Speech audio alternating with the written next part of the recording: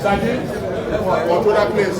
Only the ministers, the official people, the pressure the people. Those guys, please. Does they have issue with it? I won't get a control of the Oh, okay.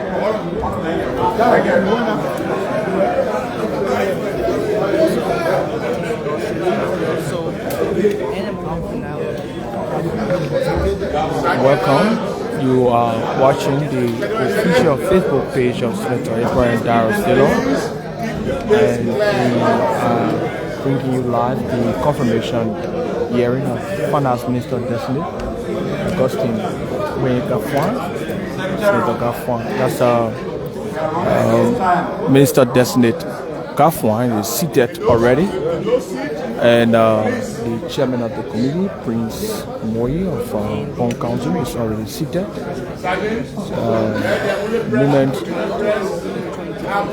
The moment the issue of sitting capacity and sitting enrichment can be done, the hearing is going to begin.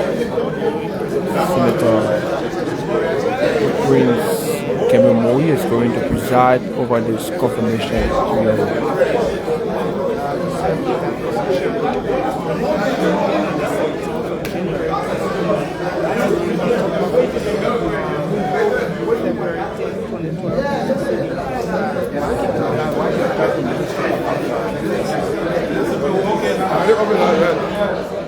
Okay. Sergeant, please keep the door closed. You are calling your shot in here, did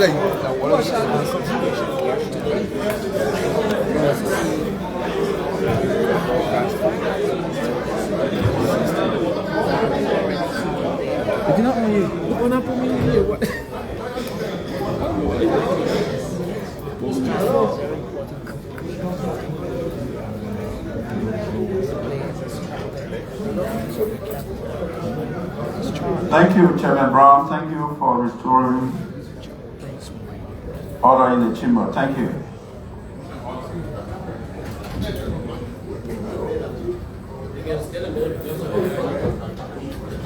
We have the protocol, confirmation hearing of Honorable Augustine Kpehe Ngafuan, Minister of Finance, Designate, Republic of Liberia, held at the Liberian Senate Chamber, Capitol Building, Capitol Hill, Monrovia, Liberia. Conducted by the Liberian Senate Committee on Ways, Means, Finance and Budget on September 5th, 2024 at about this hour. We have the proceeding, order of the proceeding here. We have opening prayer that will be done by the Senate chaplain. We have formal, please correct that, formal opening of the hearing, formal, M-A-L, that's a typo error. We are administering the oath by the Sergeant at Arms of the Liberian Senate. Welcome remarks will be done by Senator Creighton Donging, the Vice Chair for this unique committee. Of course, the chairperson will make an opening remark also. And then again, formal presentation by the nominee, at least for 15 minutes. We'll have interactions with the nominee, and then all members of the Senate, including the public will interact with the nominees through us, through the chairman, based on written concern or question.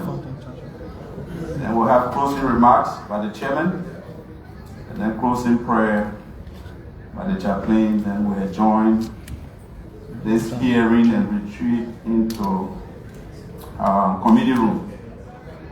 So with the agenda read, I will want a motion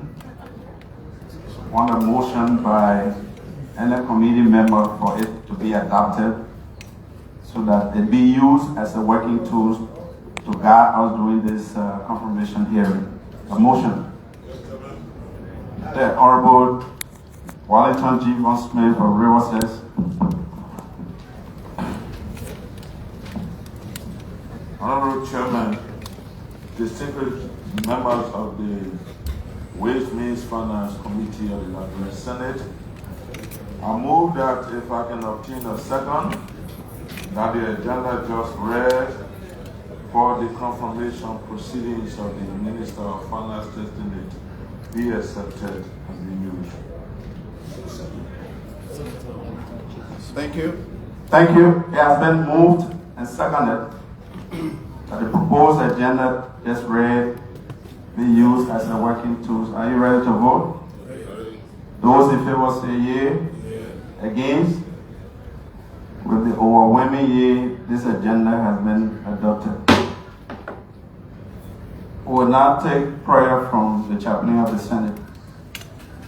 Honorable Chairman, distinguished senators, before I pray, I want to read a scripture and just give a few minutes of challenge to the minister designate, and I pray.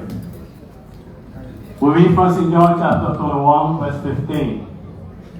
When they had finished eating, Jesus said to Simon Peter, Simon, son of John, do you truly love me more than thee? Yes, Lord, he answered. You know that I love you. Jesus said, feed my lambs. Again, in verse 16, Jesus asked him and said, Simon, son of John, do you truly love me? He answered, yes, Lord, you know that I love you. Jesus said, take care of my sheep. With that note, I want to ask you, Minister Designate, this afternoon, do you love Liberia? You don't have to answer me. If you truly love Liberia, then you must think Liberia and feed Liberia all your knowledge to oversee that ministry designated efforts. And do it with earnestness, do it with diligence, do it that the Liberian people will move forward and be able to move forward to build our country.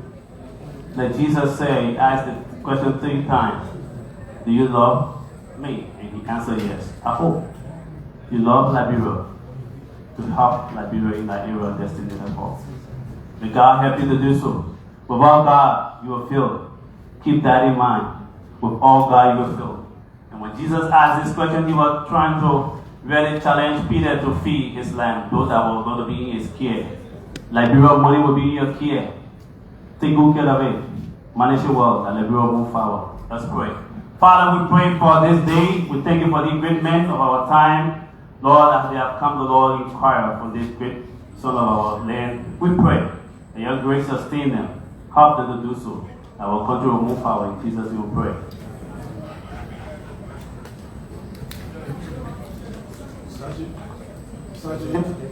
They want to formally open the hearing. I have the gavel. You want to take it?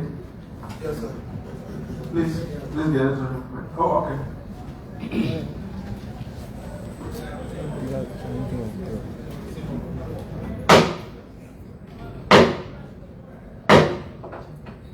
Honorable Chairman and members of this committee, I'm pleased to call the comprehensive hearing of Honorable Augustine Kpehe Ngafuan, Minister of Finance Designate, before order, and is hereby so order. Thank you. Well, as the Sergeant at Arms to administer the oath to the Minister Designate.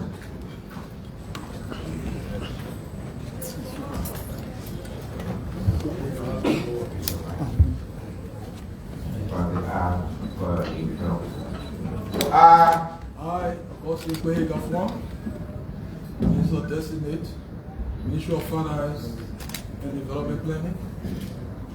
A bona fide citizen of the Republic of Liberia, A bona fide citizen of the Republic of Liberia, do hereby swear do hereby swear that the testimony I'm about to give that the testimony I'm about to give and to my recollections and to my recollection is the truth is the truth and nothing but the truth. and nothing but the truth. So help me God. And so help me God.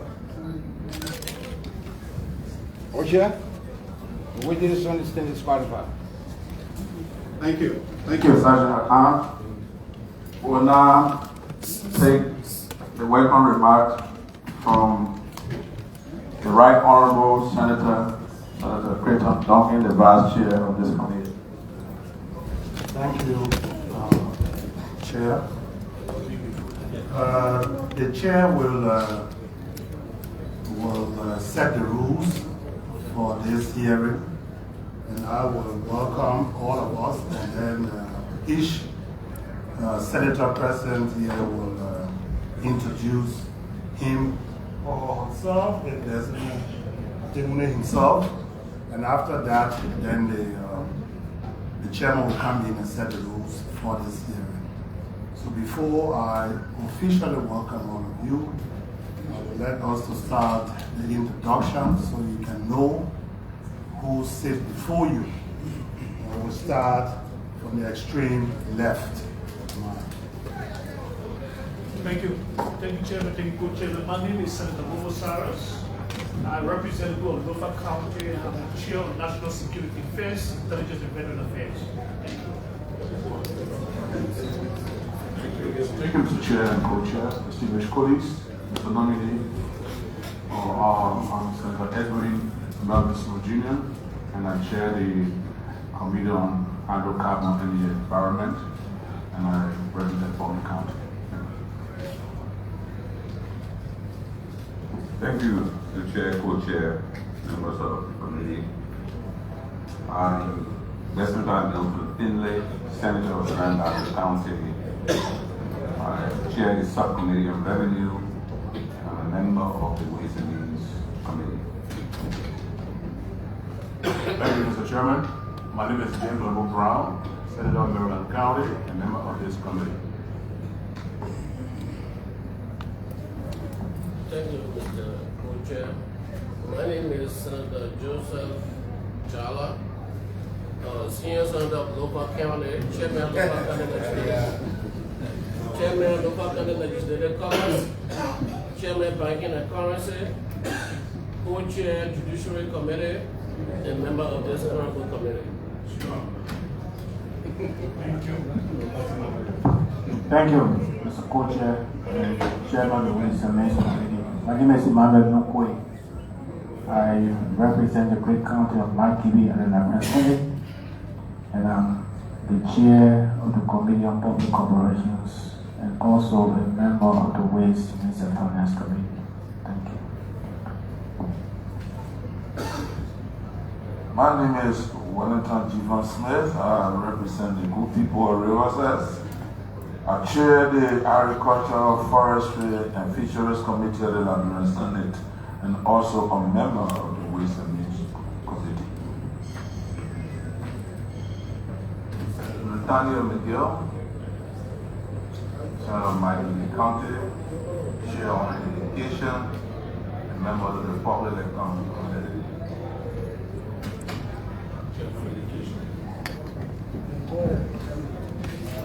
My name is Bill Kpehe. I represent the people of Rivers County.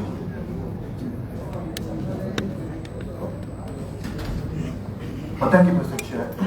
My name is Jonathan Borchardt Survey, Chairman on International Maritime Affairs, and a member of this committee. Thank you, Mr. Co-Chair.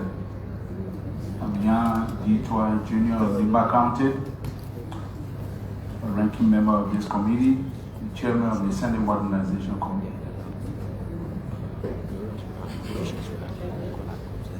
I'm Senator Simeon Boyman Taylor from Grand County, member of the committee, and I chair the Committee on Lands and Mines.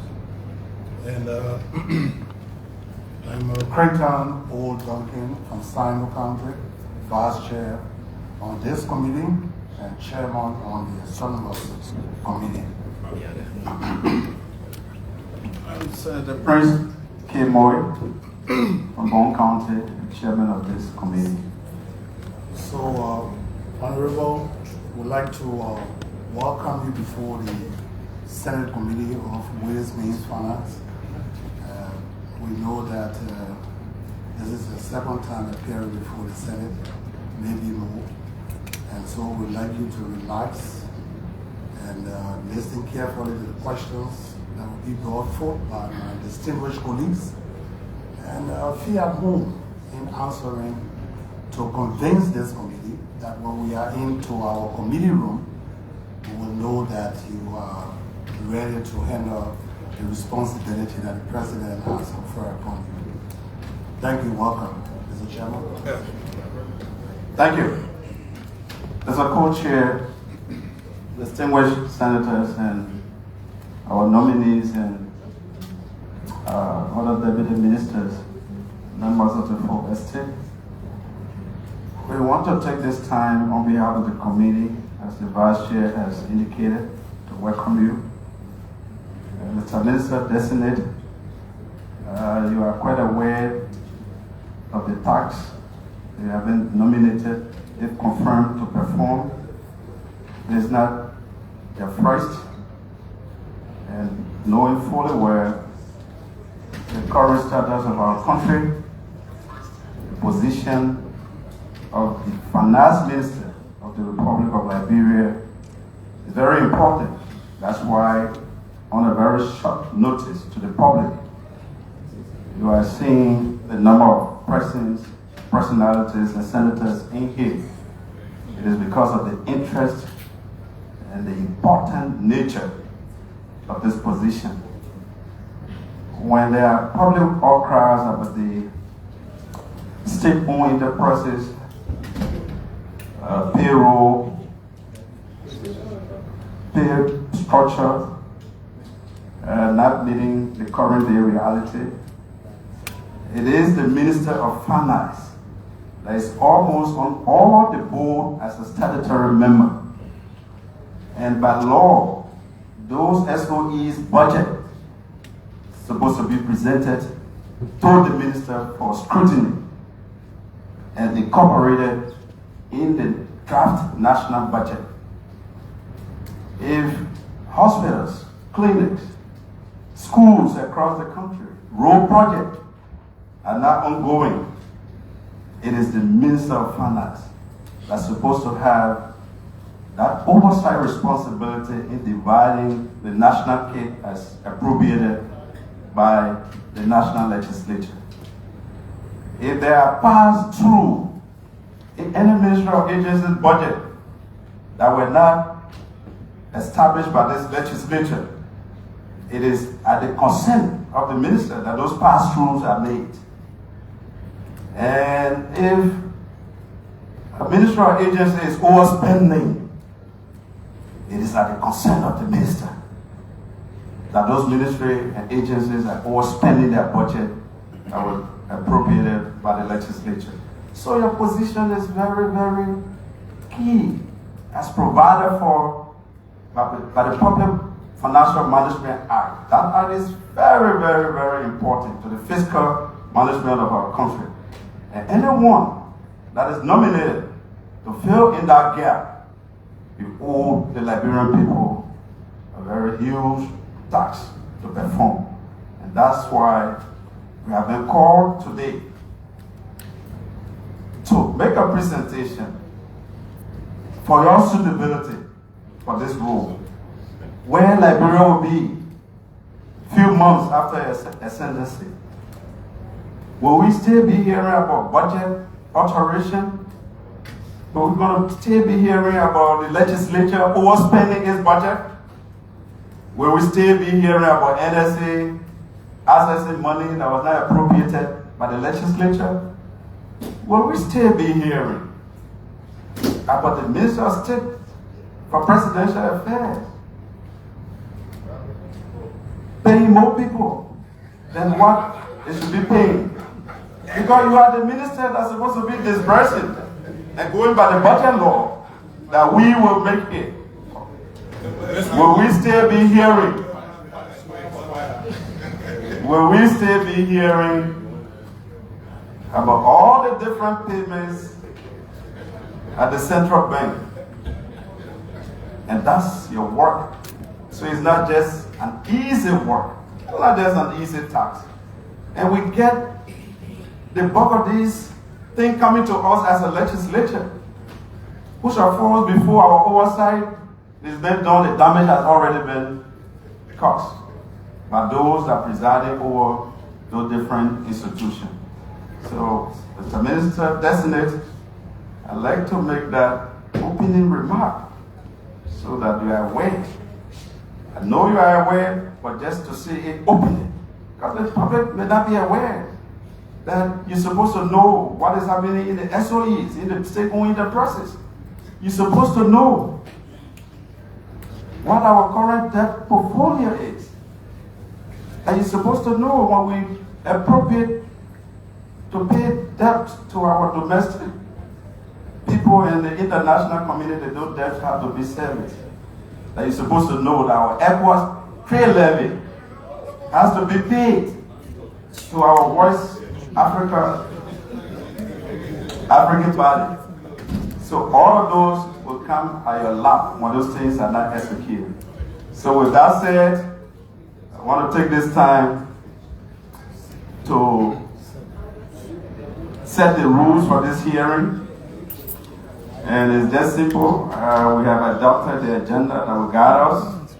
We're going to give you 15 minutes to do your presentation, after which senators will raise their questions or concerns based on recognition by the chairperson or even asking the vice chair.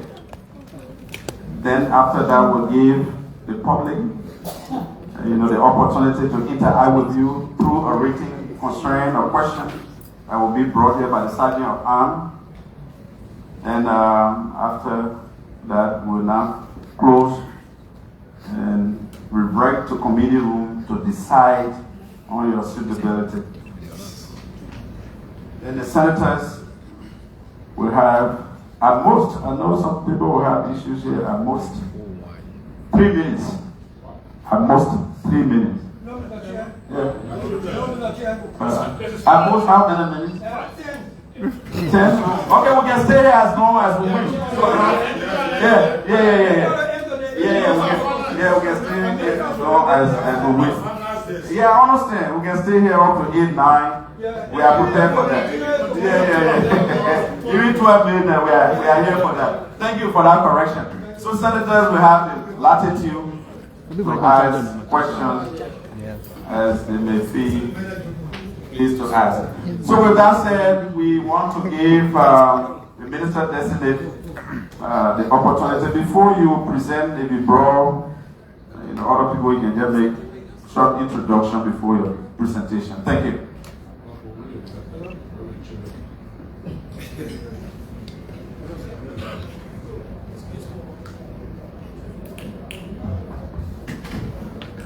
Thank you very much, Honorable Chair and honorable members of this august committee.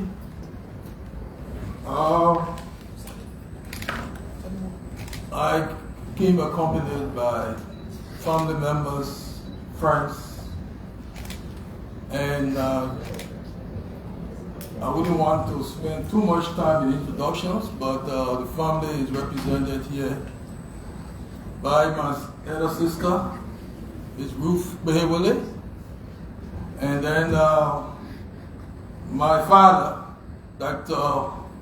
Robert Poto, and let me recognize my wife, who is not here personally, Mrs. Martha Kpehe Ngafuan, and other members of the family who couldn't make it physically.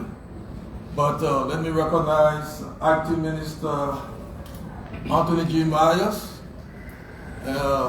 Acting Minister of Finance, and also Deputy Minister Maggie Jones, and all my friends and well-wishers present and following virtually.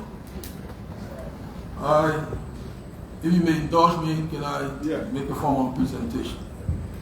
Mr. Chairman and members of the Ways, Means, Finance and Budget Committee, I come in genuflection to the Almighty God, the omnipotent, the omniscient, and the omnipresent, who has made this day possible. I lift profuse thanks to President Joseph Newman Boyka for the faith he has reposed in me by nominating me to lead our nation's fiscal house. I thank the leadership of the Honorable Liberian Senate, the chair and members of the Ways, Means, Finance and Budget Committee, as well as the entire Liberian Senate for giving me this opportunity to discuss the vision I intend to pursue, if confirmed, for the position of Minister of Finance and Development Planning. Mr. Chairman and members of the committee, my nomination by President Boykai can be likened to a commander-in-chief summoning a reservist, an old soldier back to the battlefront. I therefore approach this task with the utmost humility and passion, and solemnly pledge to men and God that I will use all the fibers of my being in the noble mission of defending the nation's cause and putting Liberia first above all else. I know that the challenges ahead are gargantuan, and so too are the expectations of the Liberian people and friends of Liberia. I must concede that I don't come with the magic wand to wave for milk and honey to instantly begin to flow on Borough Street and other parts of our dear country. We will take some quick actions to make things better. But we are also cognizant of the fact that some of the challenges we will confront are complex and multifaceted, and addressing them will be a time-intensive and multi-stakeholder exercise. At this juncture, Mr. Chairman, and honorable members of this august committee, please indulge me for a few minutes as I endeavor to share with you some of the key priorities I intend to pursue, if confirmed. 1. Effective resource allocation by prioritizing our priorities. We need to ensure that the resources we raise through domestic sources, grants and loans, are directed to our nation's priorities as identified in our development agenda.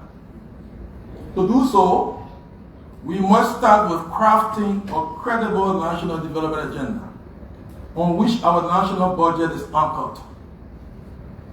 Thanks to the team at the Ministry of Finance, our development partners, local consultants, and many others, much work has already been done in crafting the new development agenda, the Arrest Agenda for Inclusive Development, the AARD. If confirmed by the Honorable Liberian Senate, one of my top priorities will be to drive the process to its logical and timely conclusion for the formal launch of the new development agenda not later than November of this year.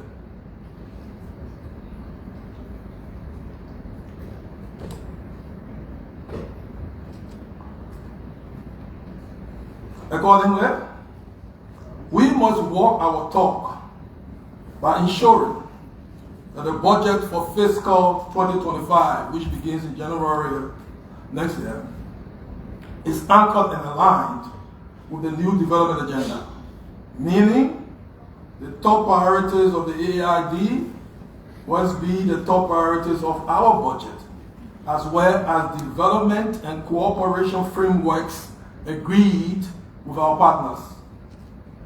2, generation of increased resources of revenue for development. The development challenges of our nation are huge. To address them, we must dedicate significant efforts to raising more resources for development. Doing so will require a panoply of strategies and interventions, including but not limited to the following: taking more robust and sustained action to address the bounding constraints to economic growth, especially unlocking the potential of the energy sector and connecting our country with paved roads. For the energy sector, we must take a host of actions, not the least of which will be to quickly improve our power generation capacity, to increase access to electricity in both the rainy and the dry seasons, leverage the efficiencies of the private sector, particularly in power distribution, and improve the efficiency and profitability of the Liberia Electricity Corporation.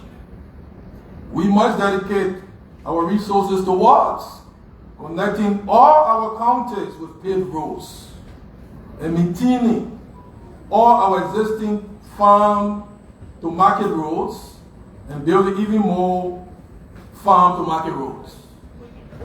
Taking concerted, robust, and timely action to address the binding constraints to growth will improve the profitability of businesses, lead to the expansion of the private sector, create jobs for more Liberians, and greatly improve domestic revenue. 2, supporting the newly launched Liberians Feed Yourselves Agenda, National Agricultural Development Plan, NADP 2024 to 2030, as it aims to, quote, provide a path for national food self-sufficiency and indigenous wealth creation through agricultural value chain development, contributing over $1.3 billion to our economy and creating job opportunities for over 60% of our workforce. The agriculture sector can be a major contributor to economic growth and revenue generation if we provide the requisite support to enable the sector to fulfill its true potential. Therefore, I intend to work hand in gloves with the Ministry of Agriculture and all the partners in the sector to fulfill the ambitious but achievable targets set in the NADP. 3, improving the revenue generated from key sectors of our economy, including the mining sector. The mining sector was one of the key sources of growth in the Liberian economy during 2023. But the World Bank reports that the mineral royalties fell below target by 38%. Such troubling and contradicting reality in the mining sector points to the need for the Ministry of Finance, the Liberia Revenue Authority, the Ministry of Mines and Energy, and other relevant ministries and agencies and commissions to take a deep dive review of key revenue generating sectors with a view to understanding their true potentials, as well as the challenges and constraints hindering their revenue generation capacity. The goal would be to take appropriate actions using a one government approach to unlock the potential of such sectors. Adequately supporting the Liberia Revenue Authority and other revenue generating agencies to raise more revenue for government. We will support the LRA's intention to fully leverage technology as a way to close revenue leakages and significantly increase government revenue. We shall push all revenue generating agencies to the full extent of their potentials. But as we do so, we shall be careful lest we milk the wailing cow to death. Protecting and supporting value addition and made in Liberia initiatives through the granting of appropriate incentives and protection. This will not only increase revenue, but also create more jobs in the country. Working with the Ministry of Commerce and Industry, the National Port Authority, and other ministries, agencies, and commissions of government, to make it easier to register and do business in Liberia. Generally, this may require improving or re-engineering business processes to reduce the turnaround time for business processes across government as a whole. Most especially, the Liberia Business Registry, the Freeport of Monrovia, and the Ministry of Finance itself.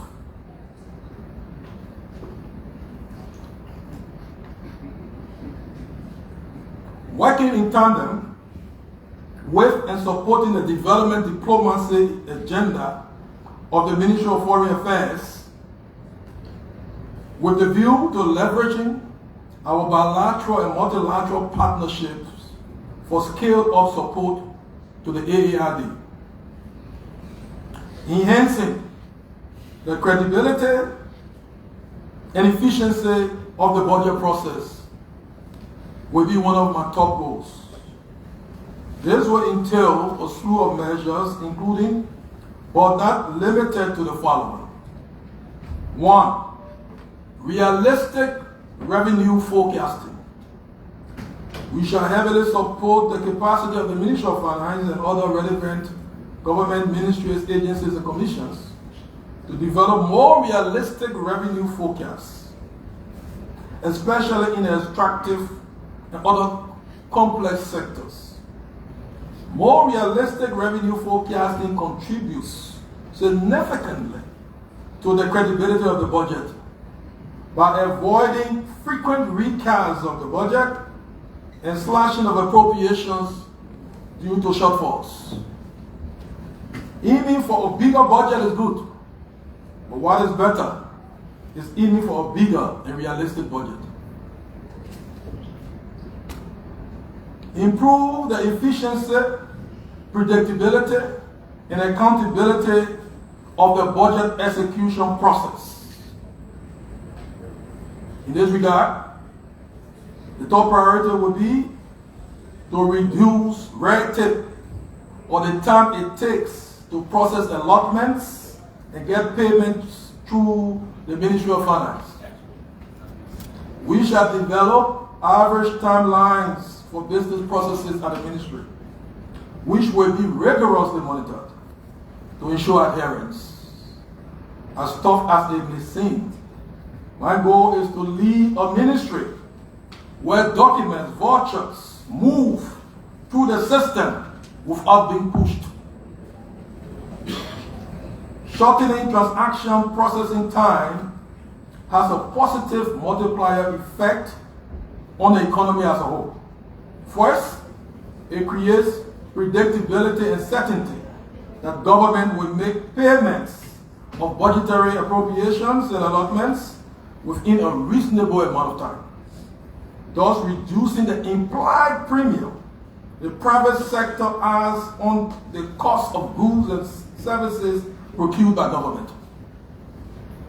When government, ministry, agencies, and commissions legitimately procure goods, services, and capital items, the Ministry of Finance should make prompt payment to vendors and contractors.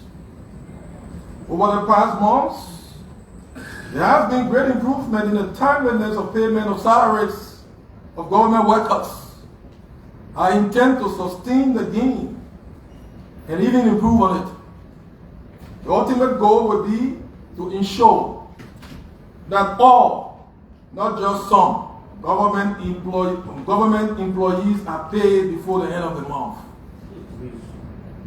Improving the efficiency of business processes will entail fully leveraging technology, including the IFME system that we launched in 2011. Improving compliance with financial management laws and regulations.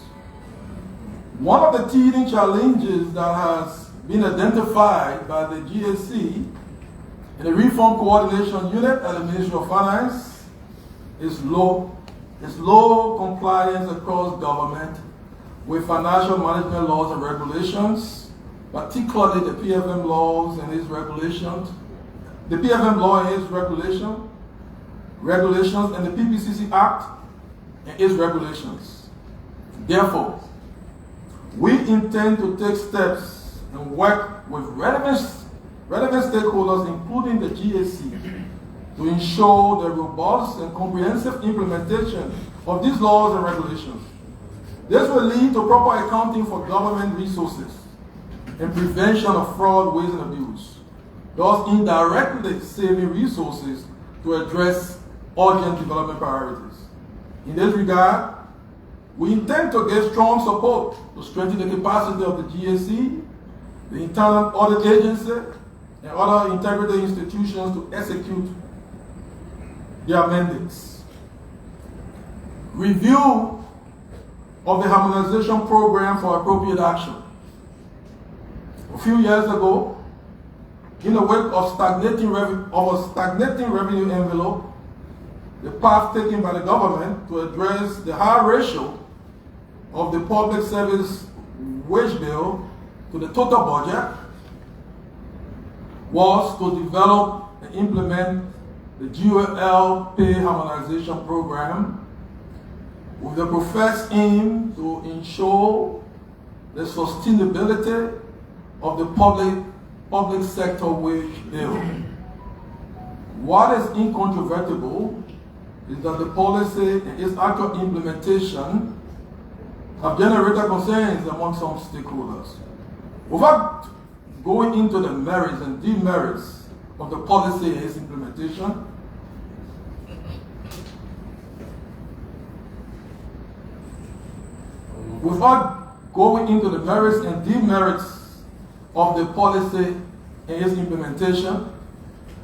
if given a nod by the Liberian Senate through confirmation, one of my top priorities as Minister of Finance will be to work with the CSA and other government institutions, and including the legislature, with a single purpose of developing appropriate and realistic solutions to whatever genuine concerns that exist over the policy and its implementation. I strongly believe that an appropriately incentivized and motivated government workforce is critical to government success. We must strike the right balance between maintaining a sustainable public sector wage bill and paying government employees decently. Ensuring prudent and disciplined debt management. When the government of Ellen Johnson Sirleaf, former President Ellen Johnson Sirleaf, came to power in 2006, one of the burdens inherited from the past was a huge debt overhang amounting to more than 700% of GDP. Liberia had lost its credibility to borrow. We consequently acceded to the heavily indebted poor countries initiative, HIPIC, and through a multi-stakeholder effort led by the Ministry of Finance, we reached the HIPIC completion point in 2010, triggering the cancellation of nearly $5 billion in external debt by our bilateral, multilateral, and commercial creditors. HIPIC completion point restored Liberia's right to borrow. To ensure that we borrowed responsibly and sustainably, we crafted a medium-term debt management strategy. Before reaching HIPIC completion point, we vetted the domestic debt by hiring external auditors and began settling domestic debt strictly in line with a domestic debt resolution strategy.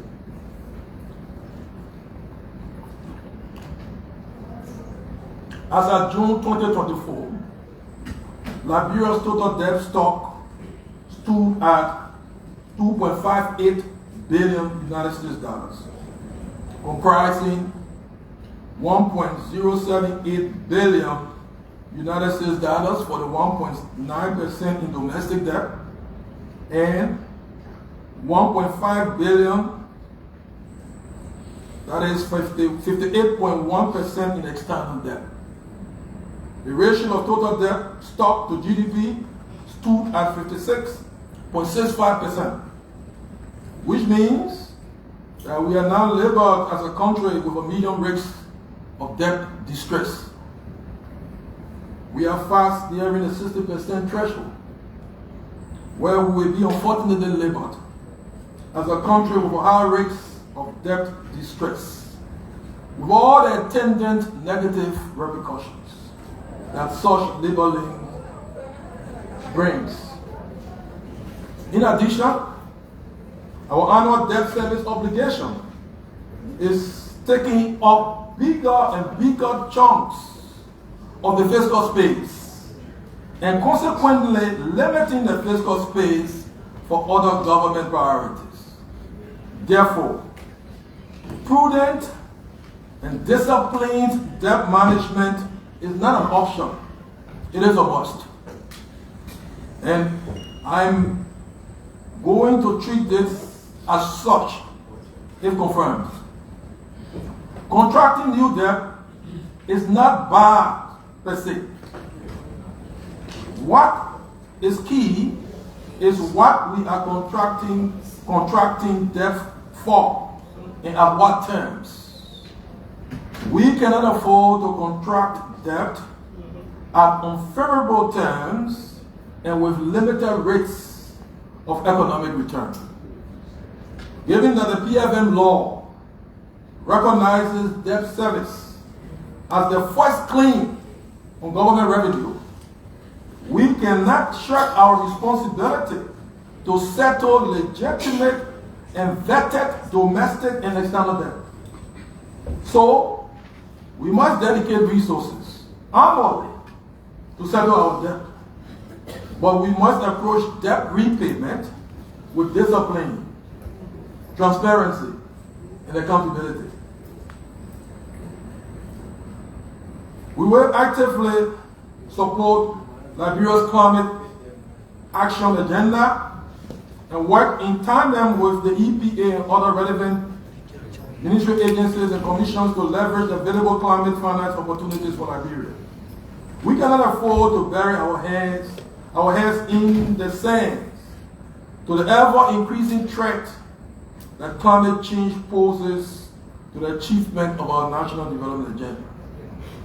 We must support all existing and soon-to-be developed strategies and action plans to improve adaptation and resilience to climate change and climate variability.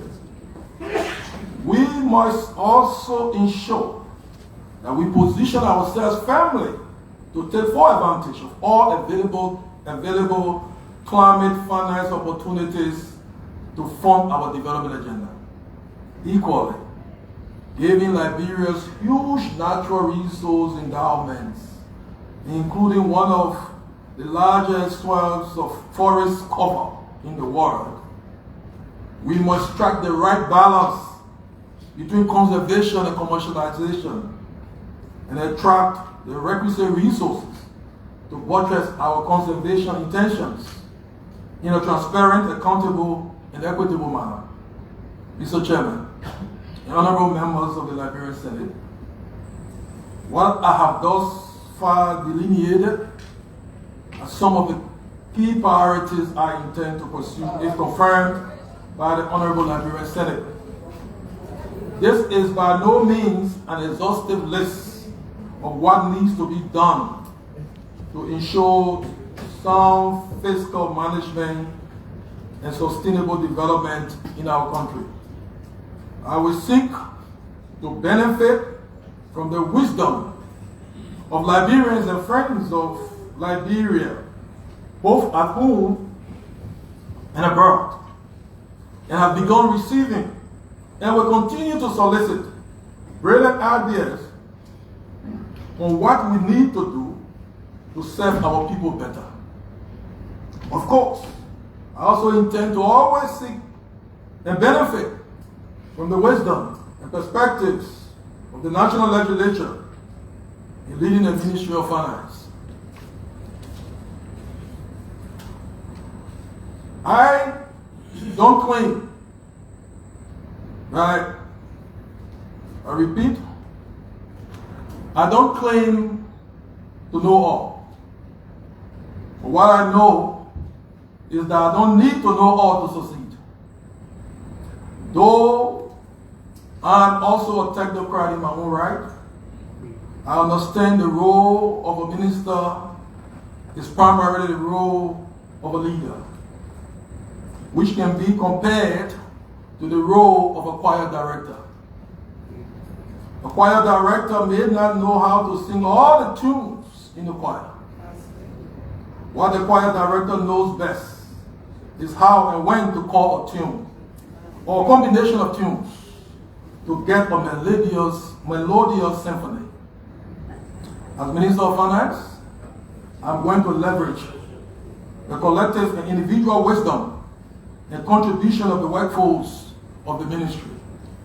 In a sense, the Ministry of Finance and Development Planning is like the heart, and other government institutions are like other parts of the body. The heart pumps blood to other parts of the body. But if the heart fails to pump blood to a particular part of the body, that part of the body may suffer paralysis or other serious complications. What this means is that for the government as a whole to work well, the Ministry of Finance and Development Planning must work well. Quintessentially, therefore, my role as Minister of Finance and Development Planning, if confirmed, will be to make the ministry work well. And that's precisely what I intend to do. Mr. Chairman and members of the committee, thanks a billion for this opportunity.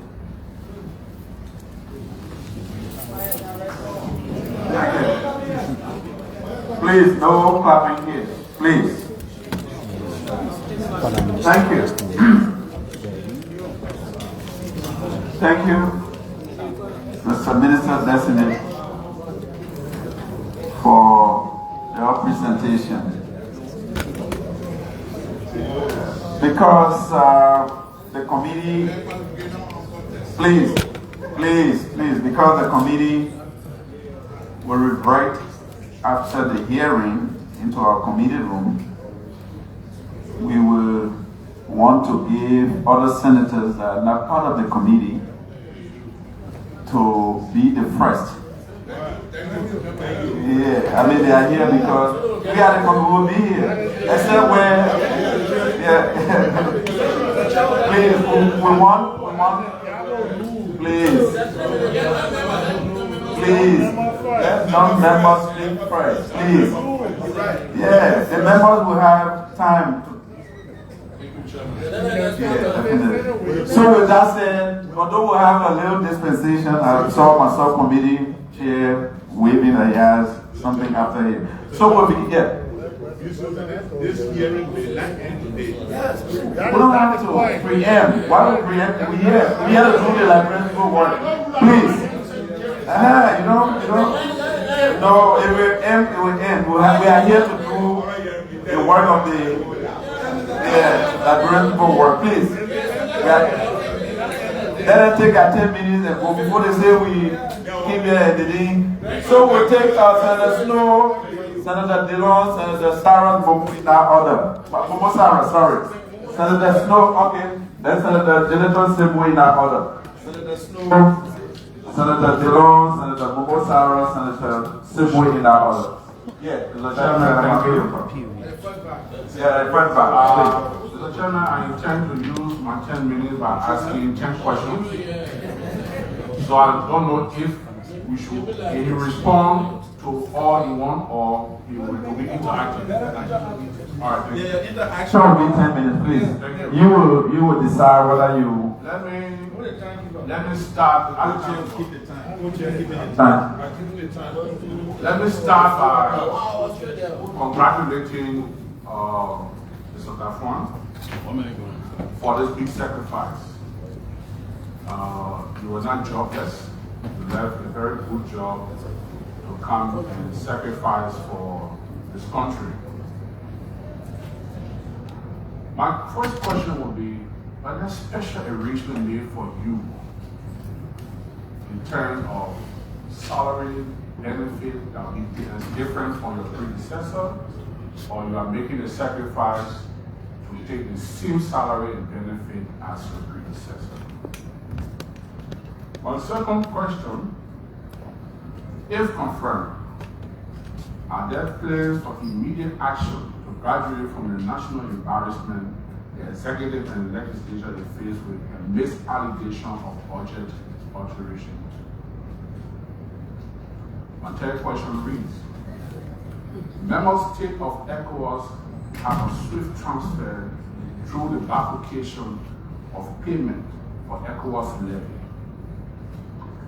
As it stands, Liberia is the highest indebted country to ECOWAS with over 18 million United States dollars. Can we agree, like other countries are doing, that in our budget law, we agree that the ECOWAS levy is bifurcated as soon as it's collected so that we don't go through the temptation of going through or spending money that is not intended for domestic use? The fifth question reads, what plans will you put in place to revisit the METEX and CTA arrangement, which seem to be highly protected by some government agencies and miss the hardship Nigerians and foreign nationals, private and business entities are faced with METEX and CTA? The sixth question rose. Liberia owes the Avoid Electricity Company over 19 million United States dollars. And we have been threatening this connection in the next 1 week. 1 week, but they wrote us on the 26th of August. So we're only left with 1 week to make payment, or Liberia will be disconnected. Are there immediate plans to service some of the debt, make some payments, to save our image? The next question reads, what are your plans for infusing cash in the economy, which seems to be dying badly? There's no circulation of cash. We pass the national budget, hospitals are not being funded, schools are not being funded. What are some of your plans? The third question is, the whopping amount of 20 million was authorized for disbursement by the Ministry of Public Works to ensure the President's pronouncement that no car will get stuck in the mud within the first 100 days of his administration. Can you assure us that despite the failure of the Ministry of Public Works to live up to the President's pronouncement, that you as Chief Disbursement Officer of Liberia will ensure value for money and not just disbursement? The next question is, you became victim of political reprisal by the then Minister of Finance of the last administration when you first got an international offer. Will you take the tax, or will you be Minister of Finance for all Liberians? The last question reads, members of the legislature are complaining of very disrespectful attitude by some officials of the ministry with specific mention of the assistant minister for budget. As director of budget, minister of finance, and foreign minister, you have no record of being aggressive or disrespectful to the legislature. Can you assure us that you will share similar attitude of yours with your subordinates? And please accept my congratulations. I think with all the confirmation hearing we've had, this was the best presentation to give us a real roadmap for your excellency. Congratulations.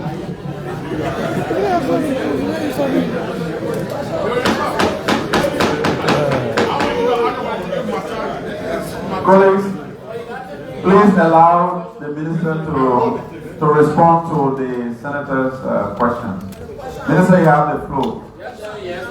Honorable Snow. Yeah, and Minister, you know we have a lot, so be concise with your answers. You know, when you talked about asking 10 questions, I thought you were joking. I already got 10. That's good. So let me try to address your concerns as quickly as possible. Salaries, whether, I'm coming back to the salary scale that is this year. Let me say this, Honorable. My education was funded by Liberia. I got a master's degree through the Central Bank of Liberia, primarily through meritocracy. My mother, my father could not afford. So when it comes to Liberia, I'm always in debt. So I've come to pay back some of my debt to Liberia. You talked about ETL, ECOWAS trade levy. You know, we solved this problem before. We bifurcated it before.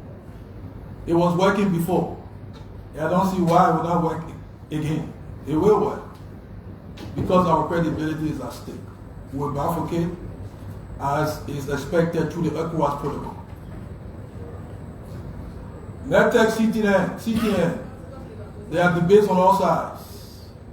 I've been following things through media and other sources, formally, informally patched. So I know that to take a firm position, I must get a universe of information on all sides. So I've come to enter, to get the universe, and to work with colleagues to ensure that the best interest of Liberia is protected in whatever decision we take. The debt situation with Cote d'Ivoire concerning electricity is part of the thing, the issue I'm talking about there, or obligations of government rather. They are huge. I don't want to scare you because, but that's why we came to work with others so that we prioritize our priorities. I know the role of the Minister of Finance is to be a gatekeeper. Sometimes you have to allow the rightful people in and stop some of the others from entering. And that process can be uncomfortable sometimes. The key is that we must, because debt service payment and other claims, they are first service, they are by law. The PFM law provides that. You know? So I would work with police to see their challenges. The challenges are huge. The thing about budget is that for one person to come in, sometimes somebody must go out. Hard trade-offs. So we'll see what to do. But we must definitely ensure that the country's image is restored or is not battered. You talk about plans for infusing cash in the economy. As I said, when I made the analogy about the Ministry of Finance being the heart and other entities of government and even the private sector, they are part of the body. When we make the Ministry of Finance to work well, we need, I stress that we need to start firstly with a credible budget. When we get a credible budget, it is more likely than not we'll execute on that budget. There will be predictability. People who will see the budget items should take positions. Government ministries and agencies should contract services, knowing fully well that we will pay and also pay on time. When we do that and move things quickly, cash will go out there. The cycle of flow will help us. Businesses will expand. So efficiency of operation is key. And I'm taking it very, very seriously. That's why I talk about developing timelines for every processes. I'm not a minister that sits in an ivory tower.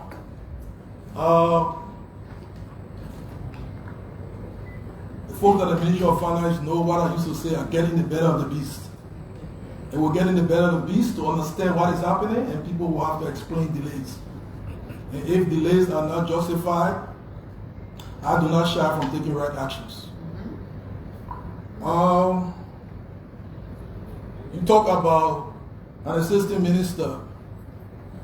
You know, one of the things I learned is that leadership, someone can be working not effectively, not efficiently, and even dishonestly, sometimes based on the tone set at the top. Sometimes.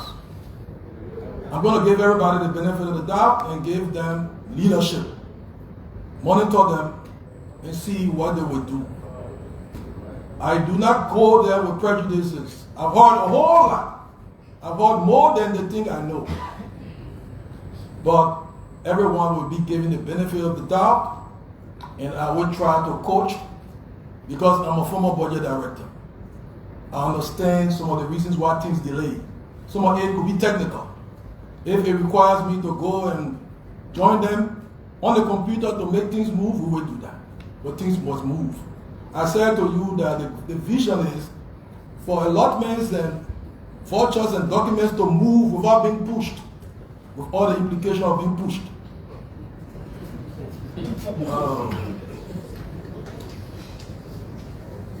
So you talk about reprisal. Let me say this. My friend and brother Samuel, you know, we're all at the university, right? Once when I was president of OSU, Samuel, you all call him D12. I used to like to call him Samuel Do12. He was the opposition leader. But I consider every one of us, including Honorable Nukwe, I see Honorable Bill 12, I see a lot of former UL people here. Honorable Magay is back there. You know, we all went through the crucibles.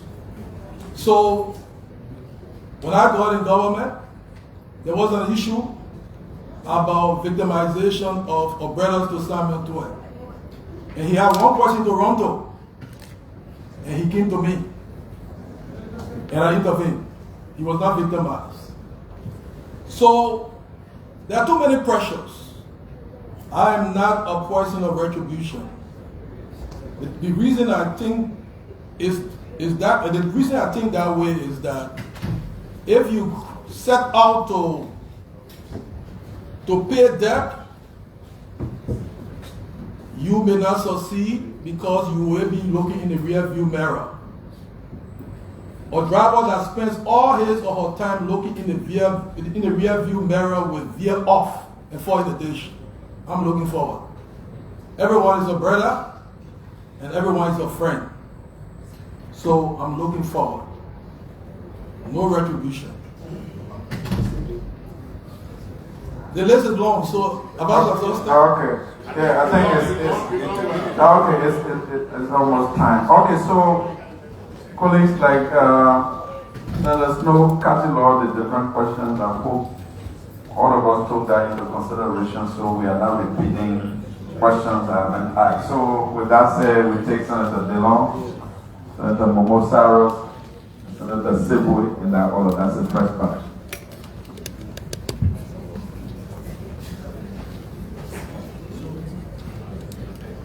Thank you, Mr. Chair. You can see the nominee. Mr. Nominee, good afternoon. The Capitol building here is filled with people. The gallery is filled with people. I haven't seen a number of media people here for a long time. For a long time. It says a lot.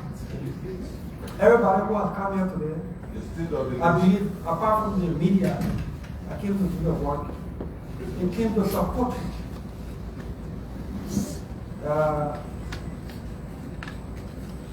If anybody asks any question that seems to be challenging, there will be murmuring. The only thing they want, confirm the man. Or confirm you,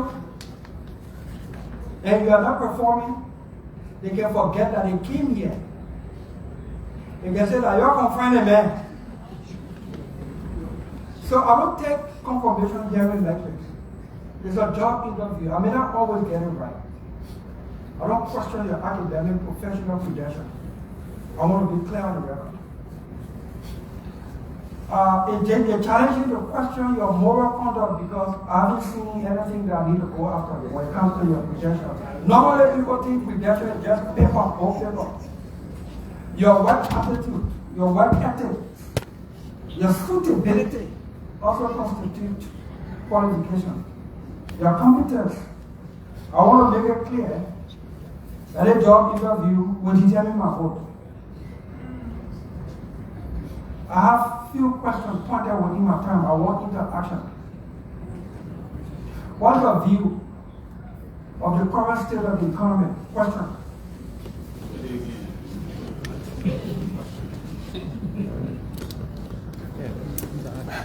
Mr. Minister, he wants you to be interactive. Yeah, Response. Well, from a person that was part of the fiscal management team in 2006, I told you about debt lowering of more than 700% of GDP. And we are worrying about debt situation is just 56.65%. So I look at it from the perspective of the glass half full and half empty. You know, we are still growing. Last year we grew. This year we are projected to grow more than 5%. But growth alone does not translate into solving all the problems of our country. There are challenges and there are headwinds. We need to sustain the progress amidst the challenges, working in tandem with the central bank and other members of the economic management team, we can make it better. We are not in a hole. We are making progress. There are challenges that we can conquer if we work together in unison. So are you suggesting that the fundamentals of the economy is strong? Yeah, this song. Okay, very good. My second concern has to do with civil servant salary, possibility for increment in civil servant salary. You are coming to take over. While we were campaigning in the name of rescue mission, I picked up something from President Walker when he was candidate. He said, if you pretend to pay people, the people will pretend to work. If you pretend to pay people, and that pay doesn't seem to be okay, the people will pretend to work, and the output will always be poor. What's your view on the increment in civil service salary? Household. Question. Thank you, Honorable DILLON. You know, you made me to go back to the first budget we were crafting, when the average pay was $15 for civil servants. There were arguments in the room as to what to do. And one of the views, and I was clear that it would be scandalous if we did not increase the pay. People were, what? We could find macroeconomic justification for doing nothing. But we started on the drive. We took it from 15. And now the average, I think, should be more than 150. We definitely haven't reached our destination. You know, there have been bumps in the road. But what the thing I show is that we're going to review with the view to taking action. Because to grow the economy will depend on government workers. If we must push them to do more, we must do more for them. That's fundamental to my being. So as I said in the statement, we're going to work with the CSA and others so as to begin to take action in the next budget, making sure that understand the challenges, discuss with all stakeholders, and determine the magnitude of the action. For me, it just has to be the magnitude. It's not whether we must do it. We have to do it. So as to the quantum, we need to sit, review, discuss, and apply what we agreed through consultations. But definitely, action must be taken. And action must be taken, I think, if I get the endorsement and the support of all stakeholders in the process beginning next fiscal year. So I take it that should we confirm you, you'll be the Minister of Finance at the submission of the 2025 budget to the legislature. Do we expect to see that projection in the draft budget? Question. Well, as I said to you, from what I said, I think that we must do more in increasing the size of the revenue. We must bake a bigger cake so that people can get bigger shares. Who are we depending on to bake the cake? The workers. And so if we should do that, we should move simultaneously in addressing the situation of workers. As I said, there are other stakeholders in the process. The Minister of Finance is not a lone ranger. He's a player, but we are going to push, hoping that we get the buy-in of all stakeholders to determine the quantum. But to me, from our vantage point, it is not a matter of if, it's a matter of how much. And so we must work, we must grow this cake. And I think we're on the path to growing the cake. But as we grow the cake, we should move, we should grow the expectations of our people. Thank you, Mr. Nominee. I have 3 more questions I'll get asked also when you in the time. What's your view on the growing call for reduction in salary and benefit of public, high-ranking public officials, including us as legislators? What's your view on my bill of 5,000 I want to reintroduce? Question.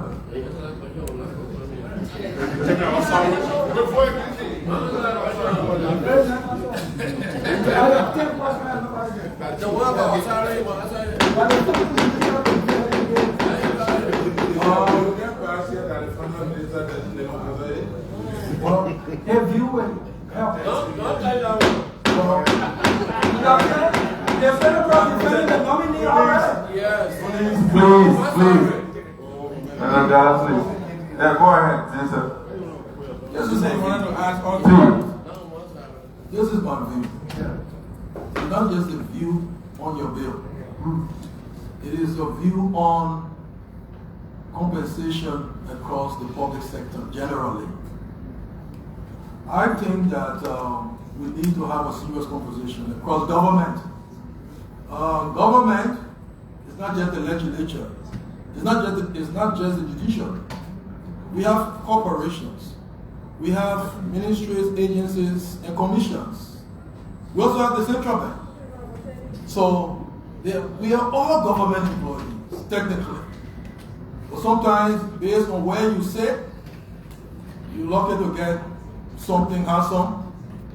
And based on where you sit, you may be unlucky to get something worrisome.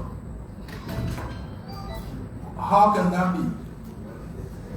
I gave you this. The public service sometimes transforms into public torture. How many persons will believe that for 3 years as Dean of the Cabinet, Foreign Minister, when all the issue of high pay was going on, the pay of the Foreign Minister was 3,000 gross. When they take it off, 2004. It looks like a regulation here, right? In other parts of government, there were issues. There were You know, things were handsome. No insurance, no medical, no pension. You leave government. Still that way. You leave government. If you are unlucky to leave before the 15th, you don't get the pay for that month. So the risks, we have to look at this thing, and members of the Honorable Librarian said it is serious. We must look at it. It's not just a legislature thing. It's not just an SOE thing.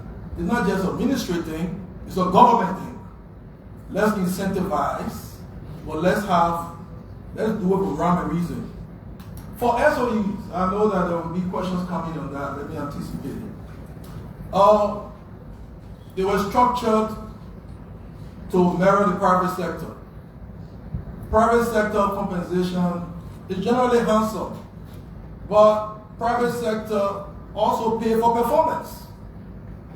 I think what we need to do is to start to craft a performance-based pay system, whereby if you have a managing director whose innovation, energy, and drive is helping us to get $10 or $15 million more,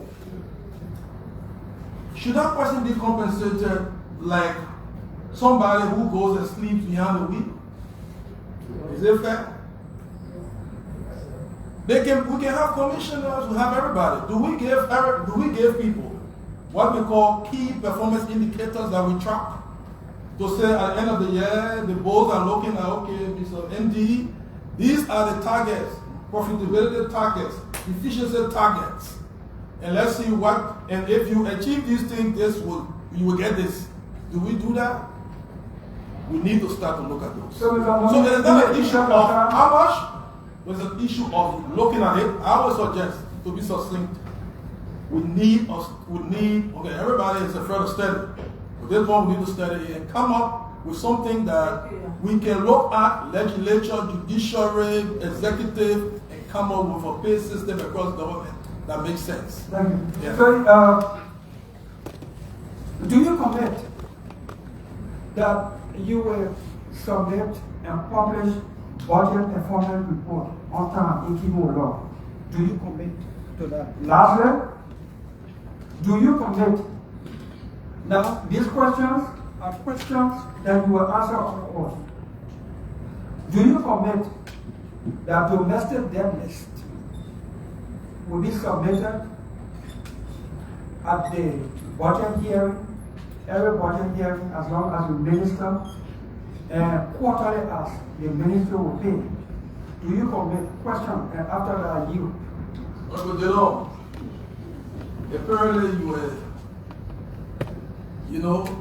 people at the ministry, they are listening to you and listening to you grading me to commit, right?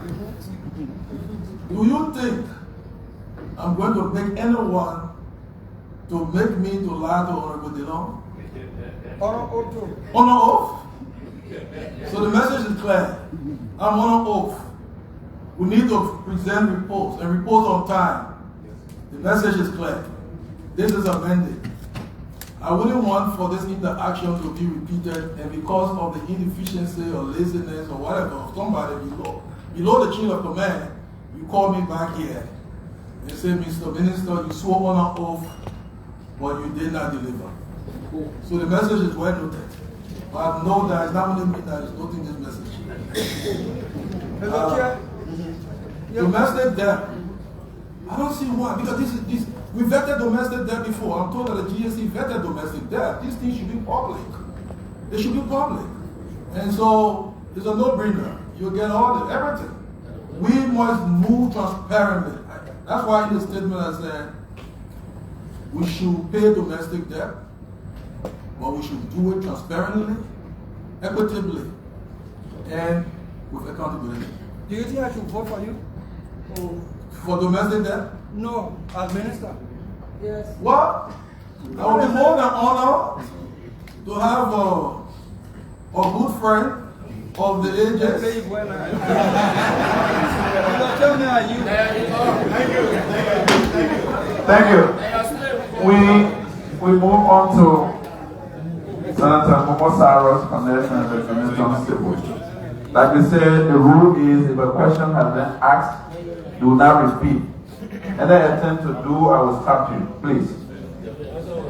Thank you, Mr. Chairman. Thank you so much for this opportunity. Good afternoon, Honorable Ngafuan. Like I introduced myself, I'm the Chair of National Security. So, my questions were born on security. And so, when the President, His Excellency Joseph Boakai took office, he came with an arresting agenda. And in that agenda, one thing he spoke about is drugs. Mr. Minister, have you taken drugs before? Did you bring your drug test result? Did you bring your drug test result? Well, I really end up, I've never taken drugs before. I don't smoke.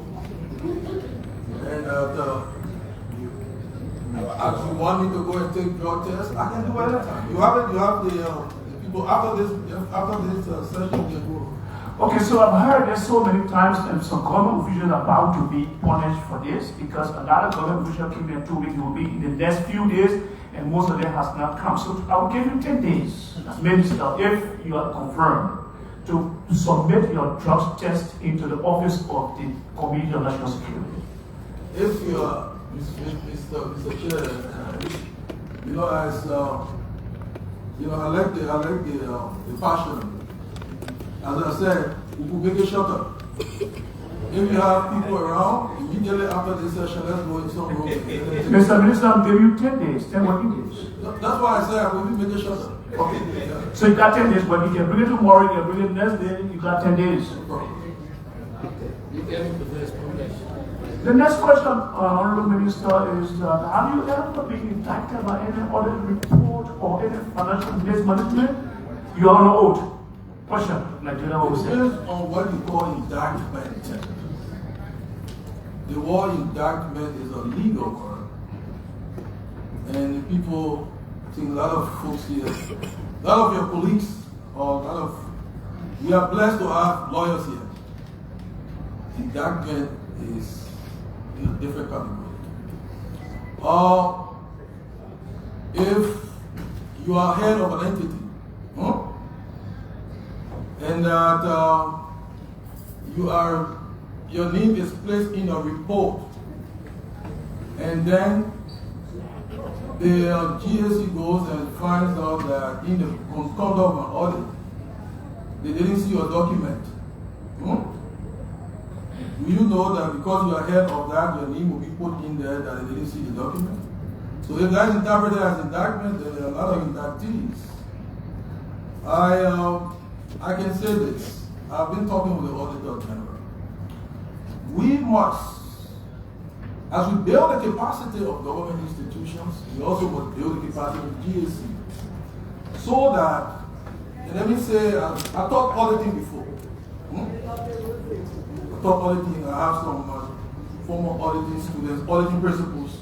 Some of them are in the foyer in the back.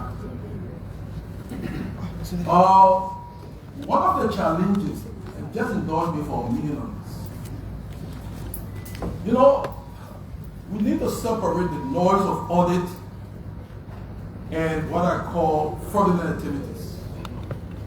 Otherwise, audits will bring so much noise, and fraudulent activities will take cover under the noise. One of the things we need to work on, and it's good that the Auditor General tells me, and there's investment that is on the way, and we have to push it, is what we call an electronic document management system. Because most times, audits are done maybe 4, 5 years, 3 years, and the team may not even be there. And the current managers may have less incentive to even produce the documents to the auditors. And some of those documents may not even be found, not because somebody wanted to steal, but because someone displaced it. You have the internal audit agency in the ministry always taking documents, and sometimes the documents cannot be found. So when the GSC comes and says, Momo Sarah should account, sometimes it's because they didn't see your document. That's why in audit there's something called alternative procedure. That even if you don't see your document, when you check a transaction, and for all intents and purposes, there was no fraud, but you didn't see the document, there is no need to create an unnecessary alarm on that. But one of the things we need to do is to have a system such that no matter how long, you can just click and find government documents. It will help the integrity of audits. So sorry that I went that far, but in my job, in my previous, I have never engaged in anything dishonestly against the interests of the company. Thank you. Thank you. My next question has to do with this most talk about budget that was claimed to be allegedly adulterated. Some people call it fingering it, some people call it shifting. And Honorable Minister Designate, a committee was set today by our Procurement, for which I'm a member of. Were you, at the close of the day after our investigation, if recommendations are followed to you, if people are found guilty of alterations or shifting, and some of those recommendations might not limited to suspensions, dismissals, or prosecution, will you be as Minister of Justice, if confirmed, will you side with those recommendations if people are found culpable of altering the budget? As I said,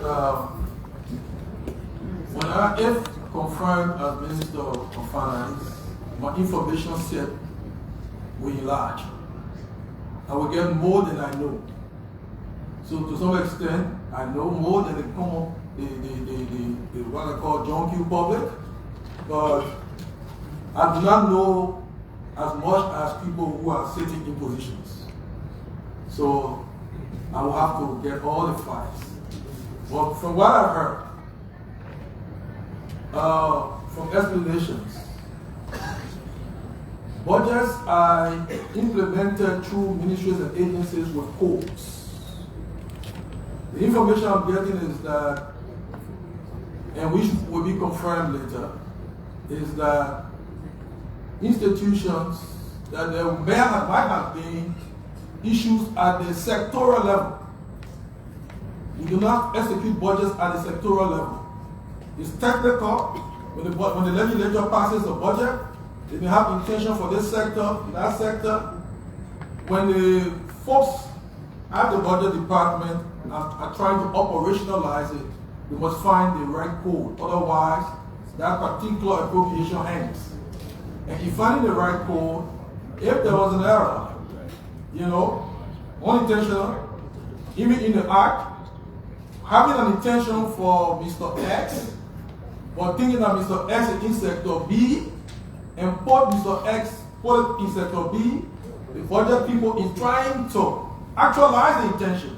They take it from sector B and put it somewhere. Someone will call it shifting, someone will call it something. But that's why we had some of those kinds of confusion before. And sometimes when you get to the nitty-gritty, it may just be hot air. And I hope there is nothing than hot air. But if there is more than hot air, definitely all the facts will come out, and those culpable will be there with you. Thank you. The next question has to do with Liberia as a country.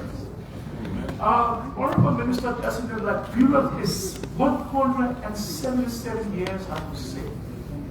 We are ranking among the poorest country in the world. We have endowments. We have diamonds, we have gold, we have iron, we have the soil, we have the ocean. We are less than 6 million. But yet Liberia is still very poor. And researching some of the reasons why Liberia is poor is because of contracts that we signed, concessions that we signed. Liberia benefits nothing, or people are languishing in poverty, whereas money is being repatriated abroad in Liberia State. You, as Finance Minister Designate, if confirmed, you will be signing on all of these concessions and agreements. Do you commit yourself that this time around, those documents will be critiqued and so Liberia benefits? Because it's shameful that our president just left a China when other countries that Liberia helped to bring them to independence were flying with planes in China where we're using local flags as 177 years old country. Very shameful, very disgraceful. Now that the rescue mission is a rescue government. Are we, as a country, ready to move forward? Will you be finance minister? Well, we need to get the best out of our concessions. Get the best deals. And also, most of those agreements have clauses for review. And now we have formed something called the Bureau of National Concessions. They also help to track. The legislature is a key player when it comes to concessions, because the word comes from concessions. We are conceding. Then we have the revenue code that gives all the legal tax obligations. The reason they come to us, to legislature, is that sometimes they want for Liberia to concede on certain points. But to what extent we concede, we need to review that. So the legislature is a critical player in that too. One of the things that I intend to pursue with other actors in government, relevant ministries and agencies, is to get in these concessions, these agreements, see the fact and see to what extent these concessionaires are meeting their obligations. To the extent that they are not, we must push them. And I'm very sure that the legislature, based on the kind of passion I see from you, will support us in that grant. Thank you. Thank you. My last question has to do with domestic. We realized that Liberians, I'm an entrepreneur myself, 20 years in being an entrepreneur. Liberians are providing services to the government, but when it comes to domestic debt payment, Liberians are left out. Other foreigners are benefiting from domestic debt payment. Do you intend to change the narratives? Again, the minister gave his position clear on that. I'm talking about Liberians. Domestic. But Liberians are not being captured in paying domestic. That's what I'm driving at. Okay. I want the minister to 1 minute yes, response to that. The folks of the Ministry of Finance, under my during the leadership of my friend and brother Boyman Kamara, sent a budget with the intention of paying domestic debt in a more significant way, and also external debt. The appropriation at the end of the day was reduced. So the payment was come through the appropriation. There will be justifications. One may now want to question the wisdom of the national legislature. So they are dealing with what they have. They are dealing with what they have. When we are bringing the next budget, we intend to increase the envelope for domestic debt, for debt generally, and then domestic debt claimants would benefit, because payment of domestic debt is good for the economy. It's good for small business. It's good because, firstly, it gives government credibility.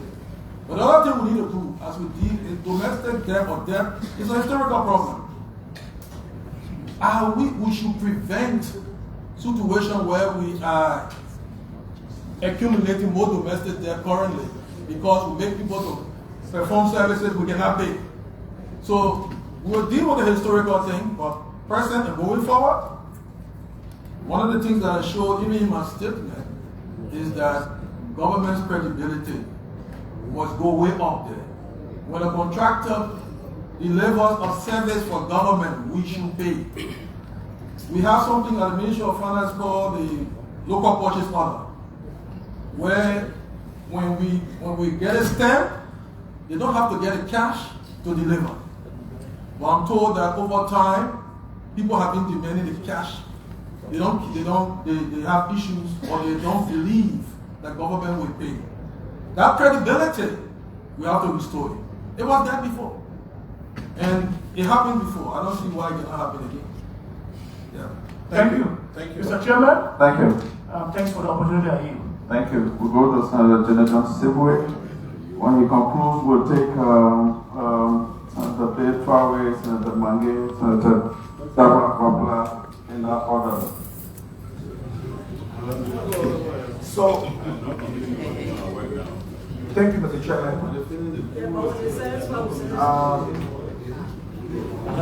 Mr. Nominee, let me.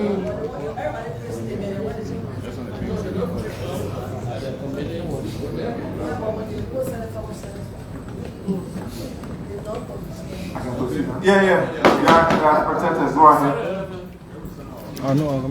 Mr. Nominee, let me thank the President for your preferment. And quite honestly, I think it was an awesome choice. With that said, I have a couple of questions, but I've been eliminating them through natural selections as my peers, colleagues, ask those questions. So I've limited them to 4. So firstly, let me piggyback on Senator Snow when he spoke about the electricity situation coming from the Ivory Coast. In our country, the issue of electricity is paramount, and it has caused a lot of a problem for us. Now that we have to go to the Ivory Coast to see how we can leverage something to the LSG lines to get us electricity. They are threatening now to put us out of the way. What can we do, in your opinion? Where can we direct resources to solve these problems moving forward? They're demanding payment. We have to find ways to negotiate and make some payment. I'm asking, how do we solve this problem that we don't have to do with them? Moving forward, yeah. Okay. Well, you know, we need to, that is one of the sources. Right. That is one of the sources. We need to up our generation capacity and improve distribution. The Mount Coffee has a capacity of, I think, 88 megawatts. It's now down to almost 66 megawatts because one of the turbines is down. Action on that. Can we restore the turbine to increase generation? Solar energy. There are a lot of players, private sector actors that want to invest, and the government too need to encourage that, especially in this time of sustainability. We can increase generation through solar, but we need to have an all-season approach such that dry season, rainy season, the amount of energy that is generated is sufficient. Well, you can generate energy, but if you don't have a way to efficiently distribute it, you have energy, but people are not having access. Distribution. Can we look at some of the efficiency stories that have come up from some of the private sector actors that have been tried? Can we, talking with all the actors in the power sector, can we look at the private sector playing larger roles in distribution? We need to do that. But as we said, we're going to work with the Ministry of NNJ, LDC, and others. We have to unlock the potential of the energy sector in order for this economy to grow. Electricity access has to increase. It's a must. And so we're going to tackle this, working with some of the colleagues who have done already some very good jobs to make sure that we scale up action. Thank you.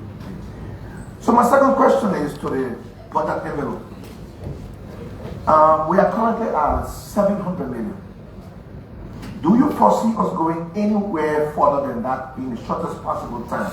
And if so, how? Well, you know, when I was budget director in 2006, we were at 80 million. And before I left,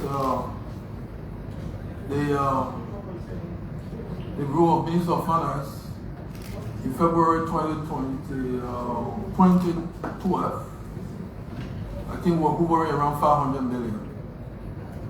It was not just the achievement of the Minister of Finance, but the legislature, the presidency, revenue generating agencies. It was a whole government approach. Of course, the Minister of Finance is like, you know, he or she drives the process, and that, in a way, sorry for my digression, I see Honorable Daba Vapila. Daba, I need to recognize the fact that Daba Vapila was special assistant to my predecessor, Honorable Anthony Saya, a special assistant, and I took the right decision to retain her as my special assistant when I went to the Ministry of Finance. So some of the things that we achieved, you know, can be accounted for by the work of a lot of great people. We, the leaders, sometimes we take the credit, but as Newton said, he could see ahead because he sat on the shoulders of giants. There were a lot of giants that made the story possible. She's one of them. So I cannot sit here and not recognize that. So we can grow the budget.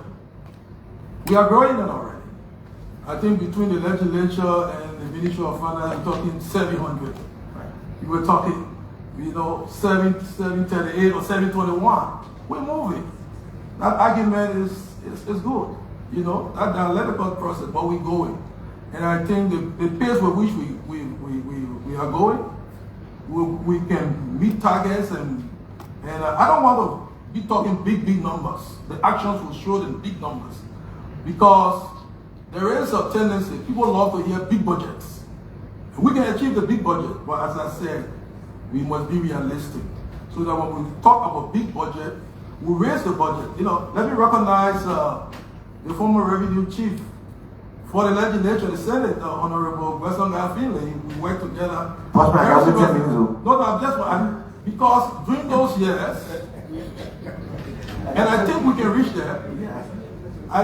For a long while, people don't hear something called supplementary budget.